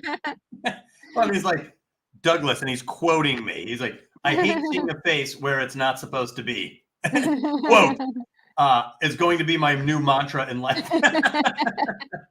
Oh man. And Joseph it will lead you. It's a good motto. Yeah, it is a good one. Joseph Begay says, I believe in the original book, the Martians used two types of machines, the war machines and another tripod type that had cages used to hold captured humans. And they did that in the movie as well. Okay, you might be right. I have not. Jeez. I have not read this all the way through. I bought this to read a little bit for this show. But it's kind of this like kids version. It's got like these kids illustrations. But you might be right. Yeah. And this is probably real World War II footage of citizens fleeing the advance of an army. Yeah. And Kay Roberts says we're wired to watch for eyes because it's a sign of stereoscopic predator like ourselves. Ooh. Yeah, totally. What? I'm just gonna my picture is not gonna be here, but I'll still be here. Okay.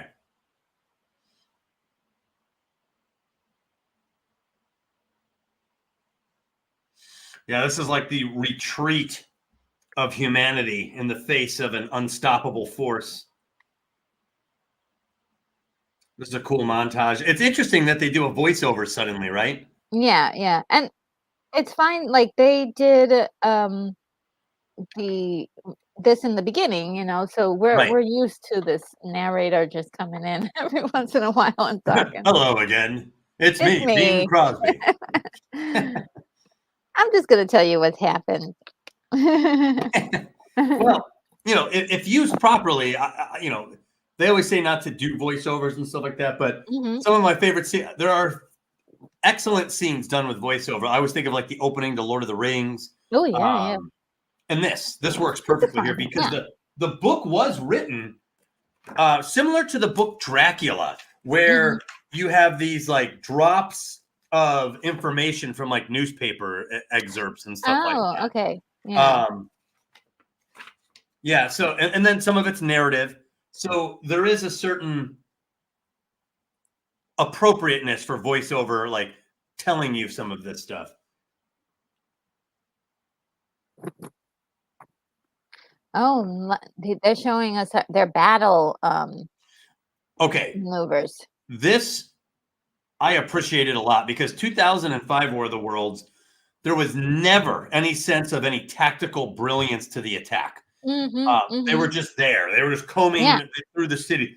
This made it seem like there's an actual military maneuvering going on. Yes. And that's far scarier.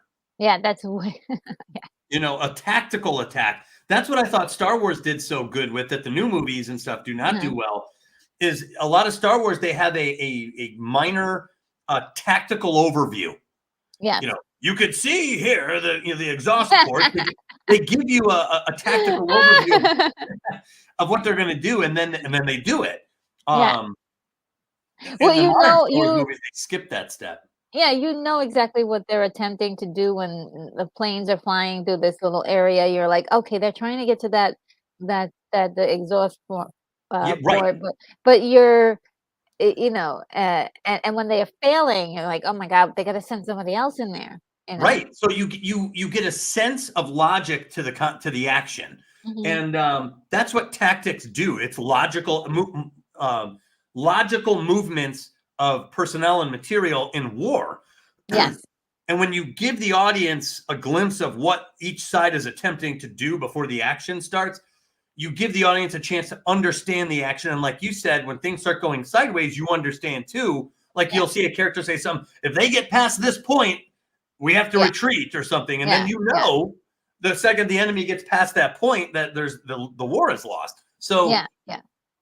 anyway, so they did that here in War of the World. They're showing you that there's a tactical effort, there's a way that they're sweeping through, and that I think that gives they even said there's like a 3 machine formation they're using.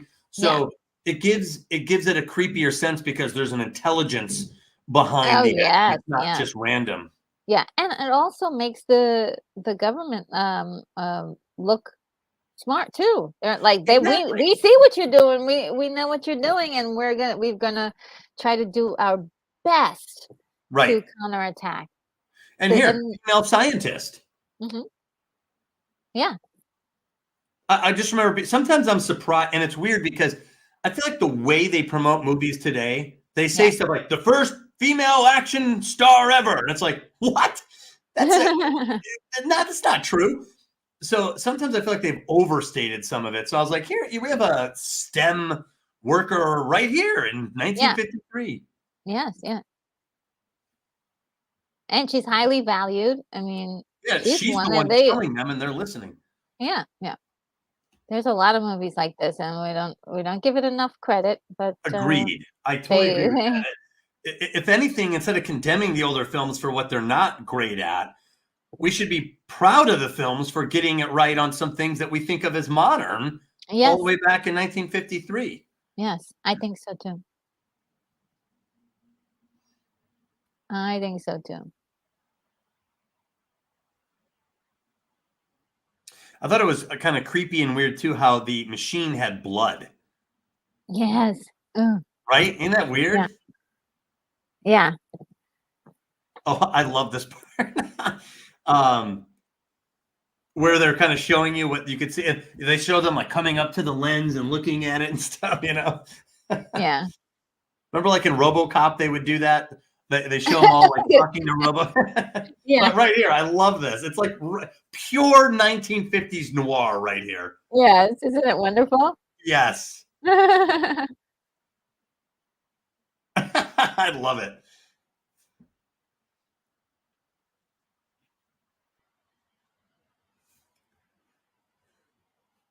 Look at the way she's looking into Oh it. yeah, it's such a creeped out, edgy. That is a heck of an expression on her face. Ah, it's I'm wonderful. impressed with that. That's a heck of a look. Yeah.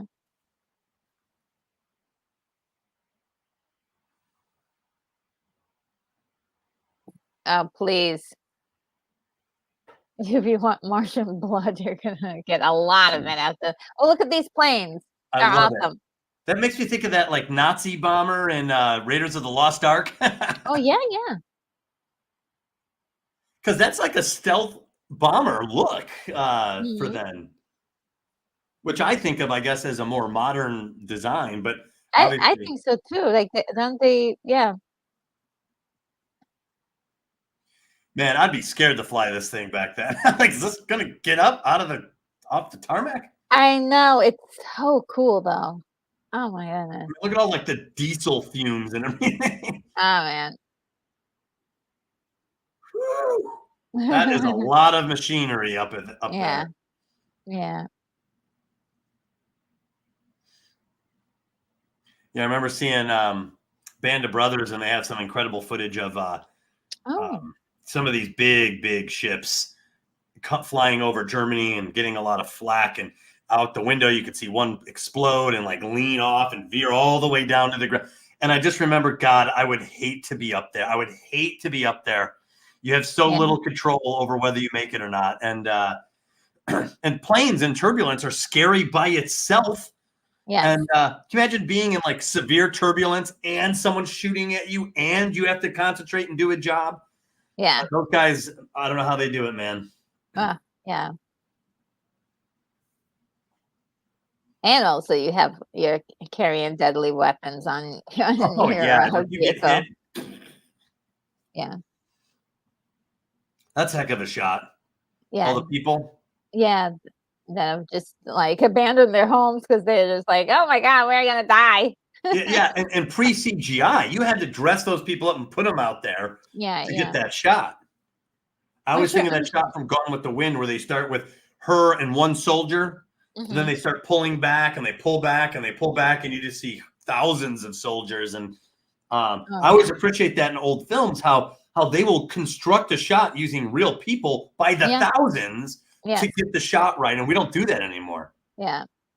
I mean, there were a couple movies where I'm not sure if they used any optical illusions here, or if they had like cardboard cutouts or anything, but because sometimes they'll do that, or matte they'll paintings put and it stuff. in a matte painting, yeah.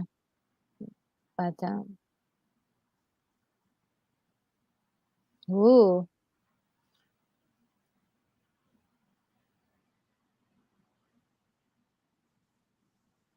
I love the silence after she said that. The way they all paused. They were like, "Oh." That is awesome. You gotta do that. You gotta do that. You gotta for the impact. Yeah, and I love that they're going. So this is a 1950s edition to this story. So we already Americanized it in 1938 in the radio broadcast by moving it from England to New Jersey. But here we've post World War II'd it. We brought the story into the atomic age. Obviously, in a desperate scenario, you're gonna use your best weapons. The atomic bomb is not just another tool in the toolbox for the military. We've never used it since 1945. So here we're going to use it. That shows you the level of desperation we're at as a society. And it's the biggest, baddest weapon in human history. So we're going to use this weapon. And I bet by 1953, you had not seen much of this ever in film yet. The dramatization of a nuclear explosion like this. I'm sure there's something between 1945 and 1953, but it could not have been that widespread. I think I've got like Godzilla and stuff like that. But here is a real effort to capture, the Oppenheimer moment with those glasses on. Pretty much, right? Pretty much.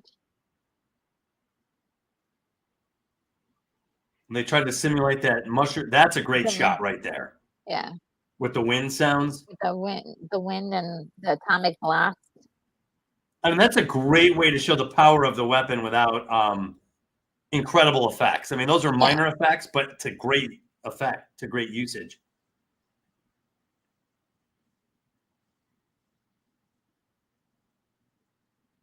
I mean, look at that. They're really sticking with this sequence. Yeah. And here's the binoculars. And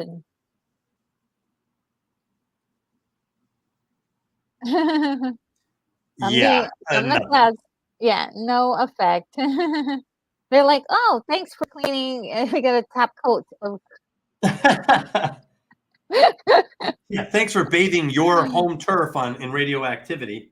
Yes. We got like a nice shiny surface now. Thank you. Yeah. And they recreate that shot in Independence Day almost exactly with with the nuclear attack and the APV, and then looking at it, and then you see the big rim hole of the spaceship.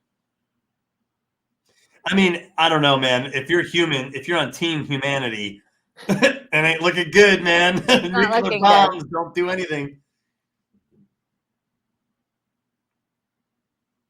And even the attention to detail, how their face has the dust on it. Yeah. They thought they kept that there. Yeah. I really appreciate continuity and attention to detail in film. So sometimes it's done so effortlessly, you have to remind yourself that someone had to think of that and include it and make sure that it worked in every scene, that you couldn't suddenly cut and he doesn't have it on, you know. So I don't know. These are, some of these things are more difficult than you think to keep them looking so fluid in a film. Yes. Here we go. The air raid sirens in Oh, LA. boy. I mean, they should have done that like as soon as the meteors hit. Like, oh, we got some meteors. Everybody, find shelter. I think after they shot or they got the priest and we opened fire on him, you go ahead and fire off that alarm. And yeah, that, just, you know, just in case. Yeah. When I see that now, you know what I think of as re-elect Mayor Goldie Wilson. Oh yeah, Back to the Future. Nice. Oh, you don't want to flat now. And what's funny is these scenes are almost like, what's the word? Expected, you know, the mass panic scene and all that. Yeah. But I don't know how often these were done back then. You know, like well, there's an attempt to show a coordinated evacuation of a city the size of LA, which is insane. Yeah. Yeah. And they're attempting to demonstrate all of this in film. And I feel like they're taking their time with all of these scenes. Yes. And they're really letting it settle in. And, you know, it's not a quick couple shots. Like, you know, they're moving the hospital, they're moving the patients. Oh, wow. Billy got his ball, thank God. Yeah. So interesting. Yeah. And like, and some people didn't leave the city, of course, because, you know, there's some people are like, I'm not going to leave my home, or. Yeah, I mean, this is an exodus, like just like in the 10 Commandments, like the exodus of Egypt. Like that's what this looks like.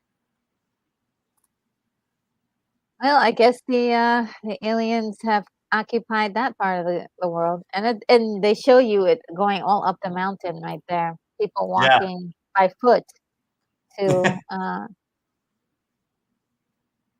and the people that are left are just like looting and all sorts of stuff. Oh yeah, this is where the wheels come off a little bit for Law and Order, you know. Yeah. And this movie had a $2 million budget, which is really nothing.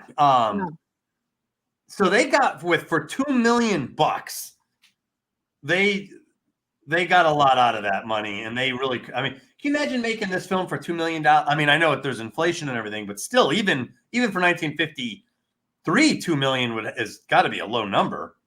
Yeah. I mean, considering the effects that are needed for something like this. And that makes me think of 28 Days Later. Remember where he comes out of the, have you seen that one? No, I have not. I haven't Oh, okay. Yeah. It's got a great opening. Yeah. Do zombie films freak you out a little bit? They do, yes. I was wondering why you know? haven't seen it yet. So I was like, maybe she's freaked out by zombies. How'd you know? You've seen Night of the Living Dead, right? The original black and white? Unfortunately, yes. Yeah, that one actually scared the hell out of me when I was a kid, despite how dated it was. And I realized it's more scary when they move slowly than it is when they're like chasing you in some of these movies. Just all of them, whether they move slowly or they jump and do all that crazy stuff that they did in the remake. I don't want any part of it. So you're just like red X. I'm not even interested in this. Like zombies. Ugh. Really? That's interesting. Like that. Yeah, I love vampires. Zombies, no. Werewolves, I love werewolves. Werewolves and vampires, those are classics. It just shows you how people have, these are the science experiments he was gonna use to save the world, and they just took his yeah, totally. Yeah, they don't see the value as a turning of the tides attempt. They just see a truck to get out of there. Yeah. And this is good too, because they've showed a pretty orderly society up until now, and you know, there's a lot of fist punches through here. Like, hey, sir, that's my truck. He's like, 1950s splat punch. This is good. This is good footage. This is good mass panic footage. Yeah, shut up, you. I mean, he's almost trampled there. Yeah. And the one guy who had money, he's like, "Oh, please let me get on." Nobody wanted his money. Yep. Yeah, which again signals psychologically when money has no value, then your society is done. You've lost the society.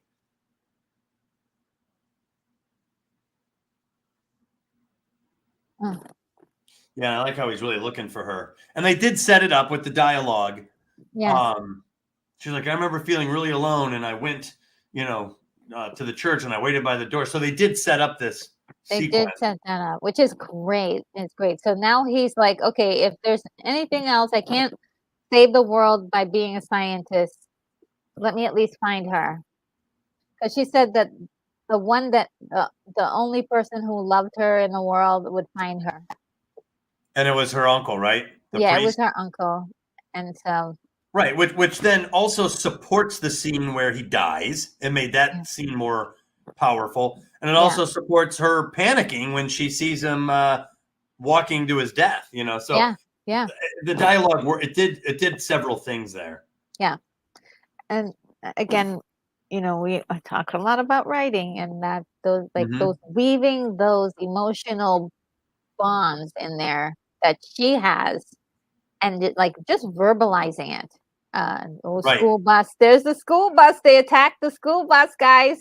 Those sons of bitches. Oh man, look at him. He's like, oh no. Not the school bus. You animals. You animals. You blew it up. You blew it Have all you up. No heart? Oh man. And these are great shots too. So we've already seen the dramatic crazy terror. They've already captured it. But now you're in a city, and there's always something more freaky about that. And they spend their time showing the advance through a city here. Oh, they flatten that city so good. It's like, and it's just like explosions all over the place. These guys are pretty patient with him. Yeah. Last chance, sir. I gotta stab him.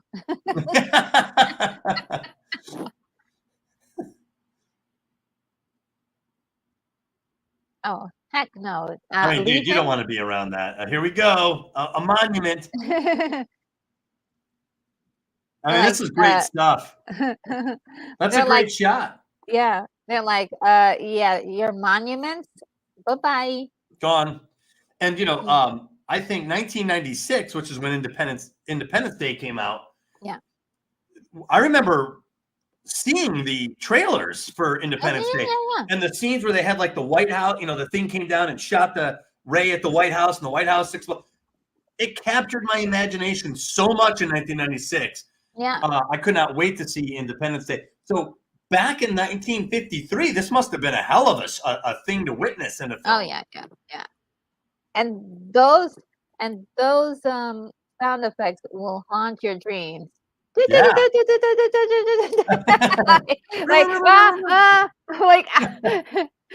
100%. They don't stop. And there's the church. Well, what's cool is it has an almost, some of the sound effects from the 50s are like would sound silly today, like pew, pew. They managed to walk the line of a 1950s era sound effect, and yet they made it work in a terrifying way. Oh yes. Yeah. And I couldn't help but notice. So obviously, the church still standing is a big deal in this film. Yes. And it's stressed pretty heavily. In 2005, the church is the first thing destroyed. I could not help but think that was intentional. Yeah, which is really sad, because I was like, you don't get it. Yeah, dude, totally. This is about the faith of humanity, and not necessarily about a religion, but having one last hope. Totally. If this movie was set in Mecca, and I'm watching all the characters run to the mosque and pray as this terror advances. That's not going to bother me. That's going to make perfect sense to me. Yeah. Yeah. Because even in the face of adversity and pain and suffering, war, you're going to have somebody who's praying like, please let me get out of this alive, or please keep the people I love safe. And that's a great shot right there. Yeah. Oh, it's insane. Yeah, well, there does come a point where when all hope is lost, what else? What else then? What else can you do? Yeah. Right. But so obviously there's religion is open to plenty of criticism, but there's good things there too, Sure. Yeah. And these people, their behavior makes sense to me. And like I said, it was really interesting. I had a real tough time explaining to a 9-year-old why these people aren't fleeing the city. It was you'd be surprised by how difficult it is to answer that. He's like, why aren't they running?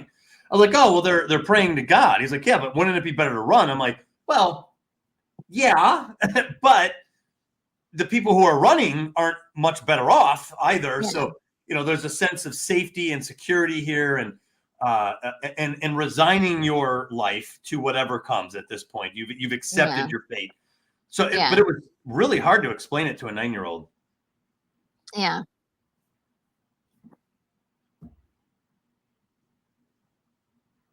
Yeah, those are the two scientists, and so sad. Look, there's a Bob Hope sign. I saw that. Yes. Such a 1950s era, like early 50s. It was huge back then. Yeah. Oh, yeah. Oh, man. But back then, that'd be very authentic to see like a modern day billboard on the ground in this scene. God, look at these scenes. They just keep coming. They are just relentless. Totally. It's like, oh, I found another church. And these are hard transitions because you're going from like mass chaos to like meditative calm. And so it's not easy to make these transitions work. Yeah. But they do let you hear some of the chaos happening in the back outside world. Darn. I love those ray guns though. And then there's another ray gun that they use. If you hear every once in a while, it's like boom, boom, boom, boom. Yeah, I think the green ones, right? Yeah. There it is. Oh gosh. Yeah, and when you're watching this, you're kind of vicariously imagining yourself in this church and with people who aren't running. Basically, we're not running, we're not retreating, and so you would get to this point of like, this is it. Brace yourselves. Yeah. This is a powerful scene. Yeah. Them fighting to get to each other. Get out of here, you crazy person. Like they could die right now in this very moment. They could die. Totally. And they're just reaching for each other as a last chance. Well, I mean, and the film does a great job of basically saying, this is it. Yeah. Hold your breath. Yeah. Here we go. They're gonna die, and so they're holding each other and embracing. It's all they've got left. And I love this. At this moment, this thing suddenly leans over and lists, and then crashes into the ground. We haven't seen anything do anything to these things, and then for it to just veer off course like that and crash is such a relief. Yeah, and no, there's no attack on them. They just fall. And I remember as a kid when I saw this. So I saw this in the early 80s for the first time. I was watching it with my dad, and I remember because I didn't really understand. I was like, what's going on? Like for me, none of this made sense. I was like, they just fell out of the sky? Like what? Yeah. So at first I was like, I didn't feel satisfied with that because it's like we've tried nuclear weapons, we've tried all military means. Nothing stops these things. So for it to just fall out of the sky for a young person was like, what? Like, I don't get it. So when and my dad, he wouldn't explain it to me until after the moment when they explained it in the film. Yeah. He just kept shushing me. And I remember watching and being like, oh, here's the answer. Yeah. And I remember just being shocked by the answer.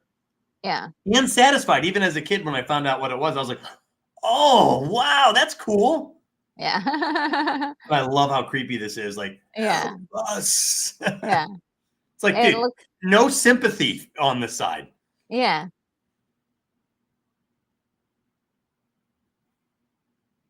It's alive. Yeah. It's a Help weird us. creature. We thought this was Venus. We're sorry. Forgive us. Anyone could make this mistake. Yeah.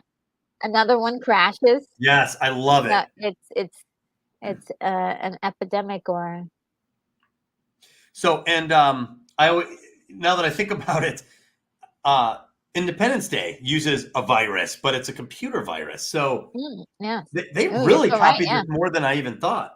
Yeah, they did. Oh boy. And if you notice the creature, Don't touch him. What are I you know, thinking? I know. The Oh, look, an creature, alien. I let's like how touch he's it. like, he has no pulse. As if they use a heart to, Yeah, you they wouldn't. have a beating heart. I know Martian anatomy. Yes. And this creature is dead. Note the time.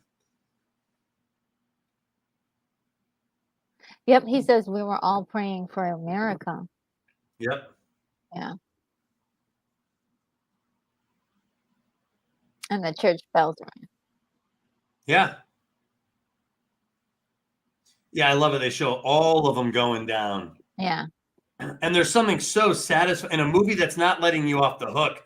And it's Yeah. really got you, the viewer, backed into a corner to see just all of them coming down all at once. It's so satisfying. Oh yeah.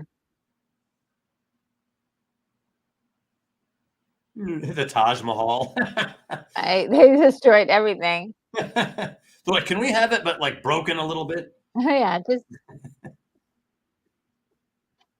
well, There you go. That's a 1950s ending right there. yeah.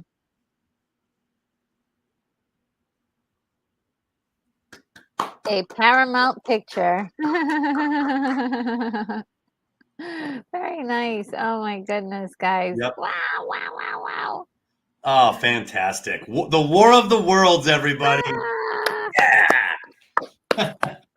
that was so good. That was so good. I should probably find my my review and share that with you guys if you want to hear some of my little, Oh, I can't wait you to know, watch your review. I let's cannot see wait. if I can find it. Yeah, it's just like, sometimes um what can I say? It's so satisfying to see a movie like this. And even though there was a sort of like a miracle at the end, or a Deus ex machina kind of thing happening at the end, it's still it feels satisfying because you did go through all the emotions with all the characters. I mean, you went from like thinking you can fight back. Well, first the curiosity of what it was, and then thinking you could fight back against whatever was happening, and then also like the defeat upon defeat, upon defeat, and then Yeah. the complete degradation of humanity, of people just fighting against each other, like wild rats trying to, escape Yeah. the inevitable. And then we settled into this faith of like, okay, maybe if we pray, maybe we can get out of this. Right. Well, and I would actually push back a little on this being a Deus ex machina. I don't think it is, because it's part of the theme. How do you stop that which is unstoppable, right? And so you've got these behemoths coming in, and all of your technology comes up short, and yet the smallest thing, bacteria, which we have an immunity to, wipes them out. And I think that is a brilliant way to solve this. Like I said, even as a kid, I found that to be super satisfying. Sense. Yeah, right. Well, you're contrasting the smallest thing against the largest thing, and it was the smallest thing that took the largest thing down. And I think so good. Yeah, there's like a poetic justice there, right? So I don't think it's quite a Deus Ex Machina the way you would want to avoid in a literary sense. I think there was an irony that was intentional there to show that the greatest things can be brought. David and Goliath. Yeah, I definitely see what you're saying. Yeah, he just as far as that be, I would call it that because it's sort of like something that humans didn't have anything to do with. Yeah. Oh, yeah. This was like a twist of fate, almost like right. That they couldn't. That humans had no part in. Okay, from that standpoint, I see what you're saying. Yes, but yes, I hear what you're saying because that is the pulse of the story. Yeah, there is a design that follows the themes of the story there. Yeah, which I love. I love that. And just the idea that that faith is the one thing that they just had at the end, and they were gonna die. They were, but if it this one situation of like the aliens not being able to be to deal with our bacteria, our resistance, our ecosystem, like you said, is just perfect. Just so excited. We should do a sequel where we go to Mars now with on Elon Musk rockets, and we remember what you did to us in 1953. You have to answer for that, Mars. Oh man, Mars, we're here for revenge. Let's do this. War of the Worlds. The Earth strikes back. Yes. All right, man. I finally found it. I was looking for it this whole time. Let's see, and let me put it in the thing. That would be cool. How would you do a story like that? Attacking Mars? Yeah, like okay, these. So I suppose we would collect all of the Martian technology and all of their the remnants of, and then we'd use that to like build our own like future spaceships, and then we're like, okay, now we're gonna get them. And you'd have to have biological weapons. We know that this bacteria works on them. Yes. Yeah, so I guess it'd be fun. I'd set it in the 60s, late 60s, where they're using Saturn rockets, like Apollo-style rockets, to launch up there and go attack Mars, man. Yeah.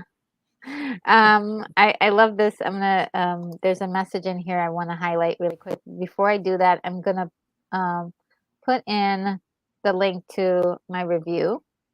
I did quite a few years ago, so forgive me if it's not really that great, but it's not up to your current standards. Yes, but William Blake House says, do they need to be attacked? I mean, their world is dying. Oh well, maybe we blockade Mars and we don't let outside help come in. We don't let them off the surface anymore. Well, also it's dying for them, but maybe for humans, it's just perfect for new life expansion. as we are like and currently looking to do that. Right now, it looks like we're trying to reach Mars somehow. But yeah, there could be many reasons why we would launch an attack on Mars. Since they struck first, though. yeah, we're justified in this attack. First blood. Yeah. I'm just making stuff up here and having fun with it. That's good stuff. There would be a conspiracy theory who released the bacteria. Ooh, it came out of Wuhan. Well, it's the Andromeda strain. Oh yeah. The Andromeda strain. Good tie-in. William Blake calls it, they need to wear suits. Yes. Yep, I forgot. They should have, right? They should have, and some of them like left their ships and went on the ground. Yeah, like scurried about. Like, why is it that all aliens like hang out naked? They all like ET. All these guys are like, we don't need clothes, we're fine. And to me, that's always bizarre. But if you dressed them up, it would be weird too, right? Yeah, what would they wear? Exactly. Yeah, because then it would look, I don't know, like less alien, maybe. Yeah. Oh, it'll be interesting. And Kimberly says, it's okay, Retro. You did a great. Thank you so much. And William Blake says, I like 5 million Years to Earth, the delayed Martian invasion. Yes, which is also the quartermass in the pit that I reviewed a while back. That was good. So good. And wow. And William also says that Predator wears gear and he's deadly. Yes, he is very deadly. Yeah. Yes. And just for everyone, if you're just joining us earlier in this particular watch party, Doug did a fantastic breakdown of War of the Worlds from way back from the book to the movie that we just watched. So just to let you guys know that is also part of this awesome watch party that we're having today. Anything else we could say about this amazing movie? War of the Worlds. Well, it's one of the all-time classics. And it's definitely one of the all-time classics in science fiction. And I think that movie holds up very well today. Like I said, my 11-year-old or 9-year-old son, he's born in 2015. He sat and watched it with me. And he sat there and watched it. He wasn't like, he could tell the artificiality based on like a modern movie. Yeah. But he sat there and watched it. So the movie holds up. The fact that the effects are not perfect means nothing to me. It's the archetypal experience that of an unstoppable force steamrolling civilization, and you must retreat in the face of this thing. That's terrifying, and this movie just delivers that, and they do it to the maximum extent possible in 1953 world building. So yeah, I totally appreciated it. I'm a huge fan of War of the Worlds, and I'm really glad we watched this one. Yeah, me too. And Keith E's got the burning question. So what's Douglas's next watch along? I love watching movies with Retro. So whichever one comes up and our schedules align, I'll be happy to come back and do another one. That's amazing. Yes, we should. And we can talk a little bit after we're done here. We're almost at the finish line. So we'll have a chat about that. But yeah, this has just been so wonderful. Would you like to give everyone, maybe people are just meeting you for the first time, give people a little rundown about your career and also like your hottest latest thing that you've got going on? fresh off the press. So my name is Douglas A. Burton, and I'm an author, and I write about what I love, and I wrote a historical fiction novel about a Byzantine empress. I'm a big Byzantine Empire enthusiast, like historical, their history. But what's interesting is I used a lot of, when I design scenes and things like that, I use a lot of stuff I learned from the movies that I grew up with and love. And when I was writing that story, I tried to use the hero's journey, and the hero's journey did not work. And so in around 2019, I began a complete overhaul analysis of stories that had female leads, because I was trying to solve my first story who had a female lead. And I went back to all the movies that I loved and knew, and I went back to movies I'd never seen before, TV shows. I read all the classic literature that had female leads, and I came up with an alternative to the hero's journey that we've discussed on this channel. Retro really put me through the ringer. But we discussed all the different ways that this model, the Heroine's Labyrinth, has been expressed in films. And it's really fun. If you love movies, it's fun to have that discussion, because seeing the patterns behind the scenes and then seeing how these patterns can repeat in other films, it's very exciting and it's very fun. So if that kind of thing interests you, consider buying the book. It's called The Heroine's Labyrinth, by yours truly. It's on Amazon. Awesome. And it's about archetypal designs and hero-centric stories. That is it. But what is interesting is I'm approaching it purely from a storytelling standpoint. I'm not trying to make social commentary in the book. I'm trying to focus on usable strategies for writing, and it comes from a place of love for films like the one we watched today. Yes. I love these movies. I love these characters. They have lived on in my imagination. They have helped, like what we were talking about earlier, where The Thing and War of the Worlds became the Battle of Hoth.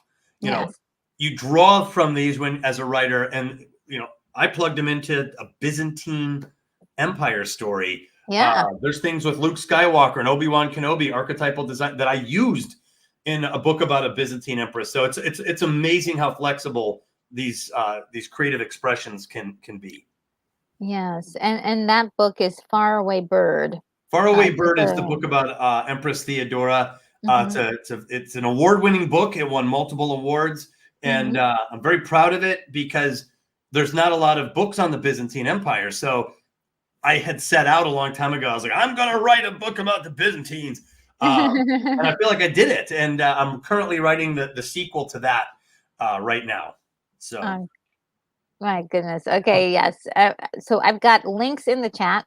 I've got his website. I got Douglas's website in there, and I also have a link to the Heroine's Labyrinth on Amazon, which you can just head on over there and check that out.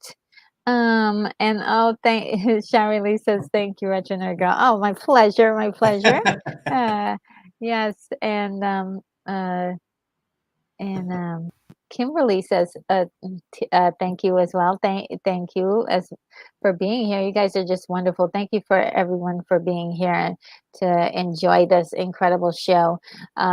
Let's see what I've got next, just to let you guys know what's happening. Oh, yeah, what's on deck, Retro? Yeah, what's on deck? Like that.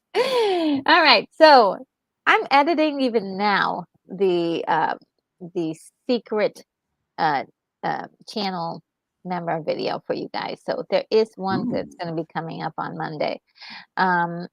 Let's see, we got on Tuesday the 25th, Gargoyles. We're going to still go through the rest of that particular series. We're on week 16. How many shows are there left with Gargoyles? Oh, you mean shows that I'm doing or shows on the season? Shows that you're doing. Well, I'm on week 16, and we have 21 weeks in total. Oh, okay. Yeah, so we're pretty steeped in it, but we're doing season 2, episode 46, 47, 48, and 49, and that will be with Mama Bear Doll. Then on Thursday, there should be a video that will be left in the community tab, because they'll be doing it over on Sil Abdul's channel, and that is modern news and just a modern take from me on box office news and things like that. Cool. Thank you. And let's see, on Friday I will be on Koji's channel, and I have we're going to be doing a watch party, so I'll probably leave again in the community tab. I'll leave something in there. I'm going to be using the community tab a lot more, because it seems like people can find my stuff a lot easier than the notification, seems like. And next Saturday, the movie we're watching is Demolition Man 1993. Oh, yeah. Yes. So we'll see about those those restaurant wars. And the seashells, the secret of the seashells. Oh, man. And so that's cool. And let's see, what else do I have for watch parties coming up? So Demolition Man is one. And these are all in the thinking stages. I've got the Magic Sword, possibly, as one that I do. Let me just see really quickly what year that falls under. The Magic Sword, 1962. The son of a sorceress armed with weapons, armor, and 6 magically summoned knights embarks on a quest to save a princess from a vengeful wizard. Sounds like that is right up my alley. It's been a while since I've seen that particular movie, so I can't wait for that. Let's see, where did I put it? Then I think I haven't gone down the road of the Indiana Jones series just yet. Mm. So I think maybe the Lost Ark might be Oh perfect. man. Yeah. I don't know. Do you want in on that That action I would right there? totally do. That's like a pivotal generational film. That is one of the best. Okay, awesome. Woo, Oh woo, man, that's woo, woo, woo, 81. woo. Woo, yeah, Raiders of Yes. the Lost Ark. Heck yeah. Yeah, it's so classic, and there are, many mirrors to that and the serials that we Oh were yeah. commentating about. And I might have a slideshow. I don't know next time Ooh, we that'd do be that. cool. Yeah. But yeah, that's one that I feel is in my humble opinion. It's not my favorite movie ever, but I think this is one of the best movies ever made. There are some mistakes in there or some flubs and things like that what people have found.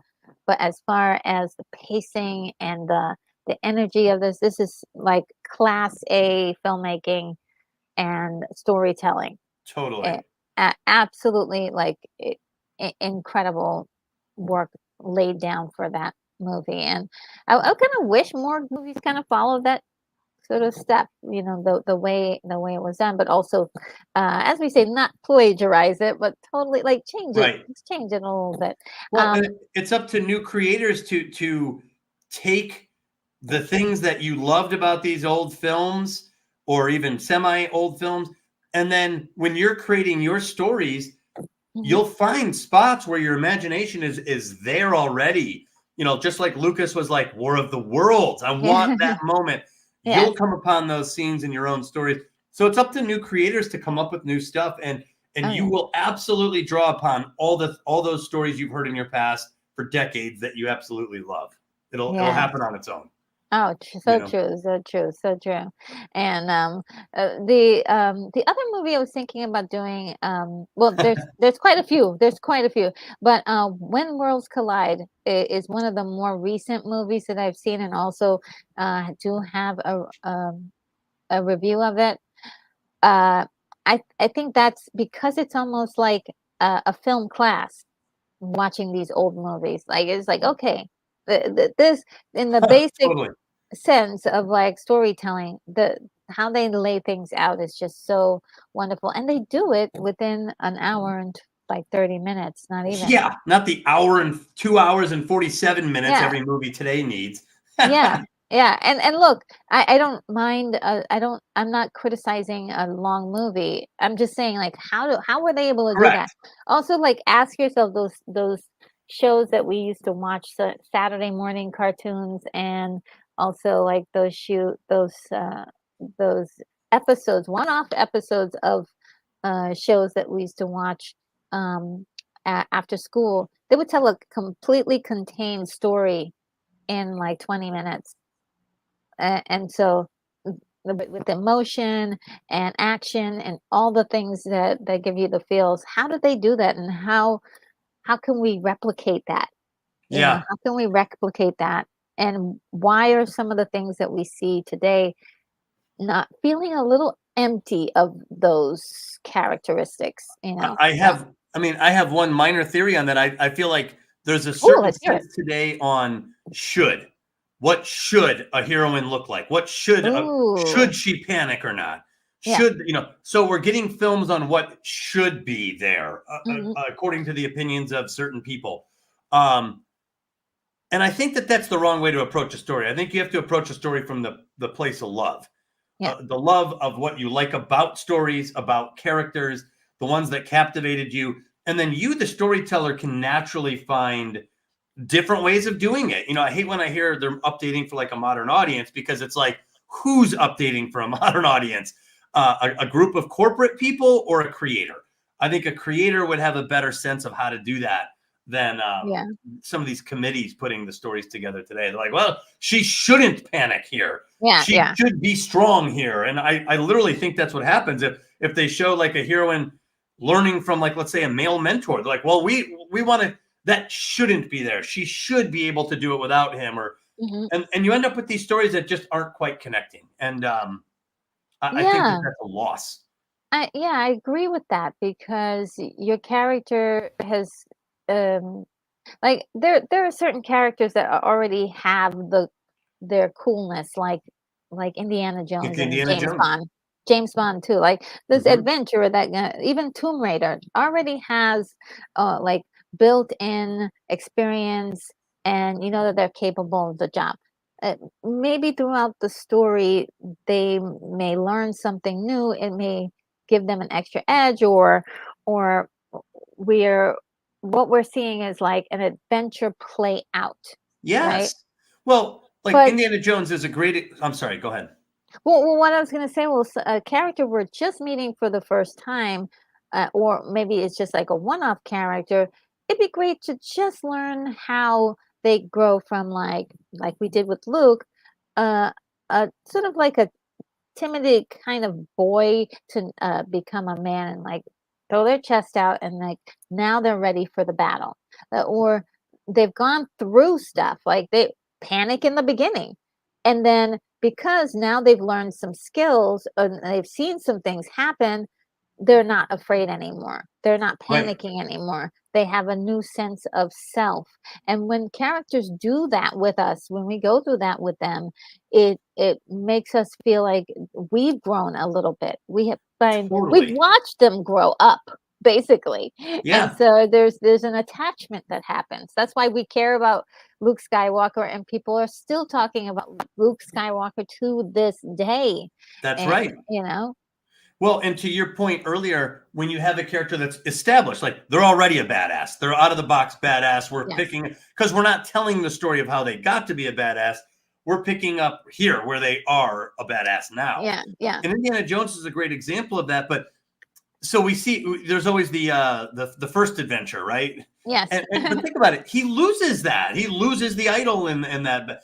And then later, you see scenes where like, okay, this guy's tough. They've got the arc, and then he's like, I'm going to get on a horse and chase after a platoon of Yeah. Nazis. And it's like, Yeah. dude, how? What are you going to do? Yeah, what are you So when gonna he's like do? under the truck, and you're like, what does this guy think? This guy's crazy. Yeah. So even if they're a badass, you have to put them up against something that's above their pay grade. Yeah. Yeah. And we're still going to be out of our minds when they go for it anyway. And let's take a little like a page out of your book and say we also know there's sacred fire. Like we Yes, know what is super important. It belongs in a museum absolutely in correct. these things. And James Bond, let's save the world. Right.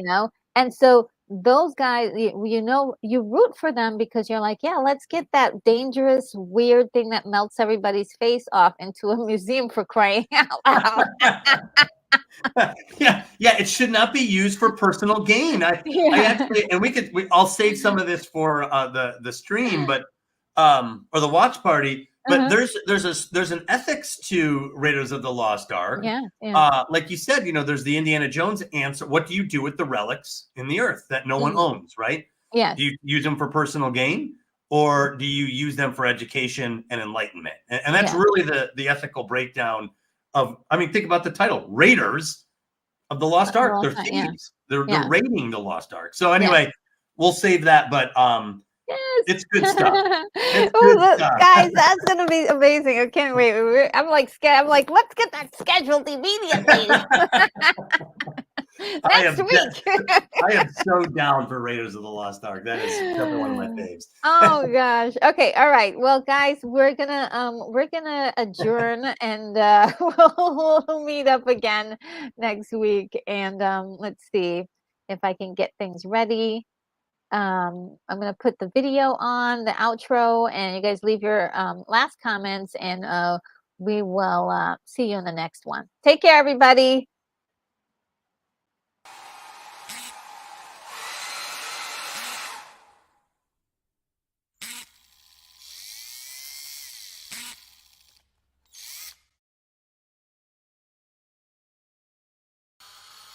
Retro Nerd Girl, you are clear for takeoff.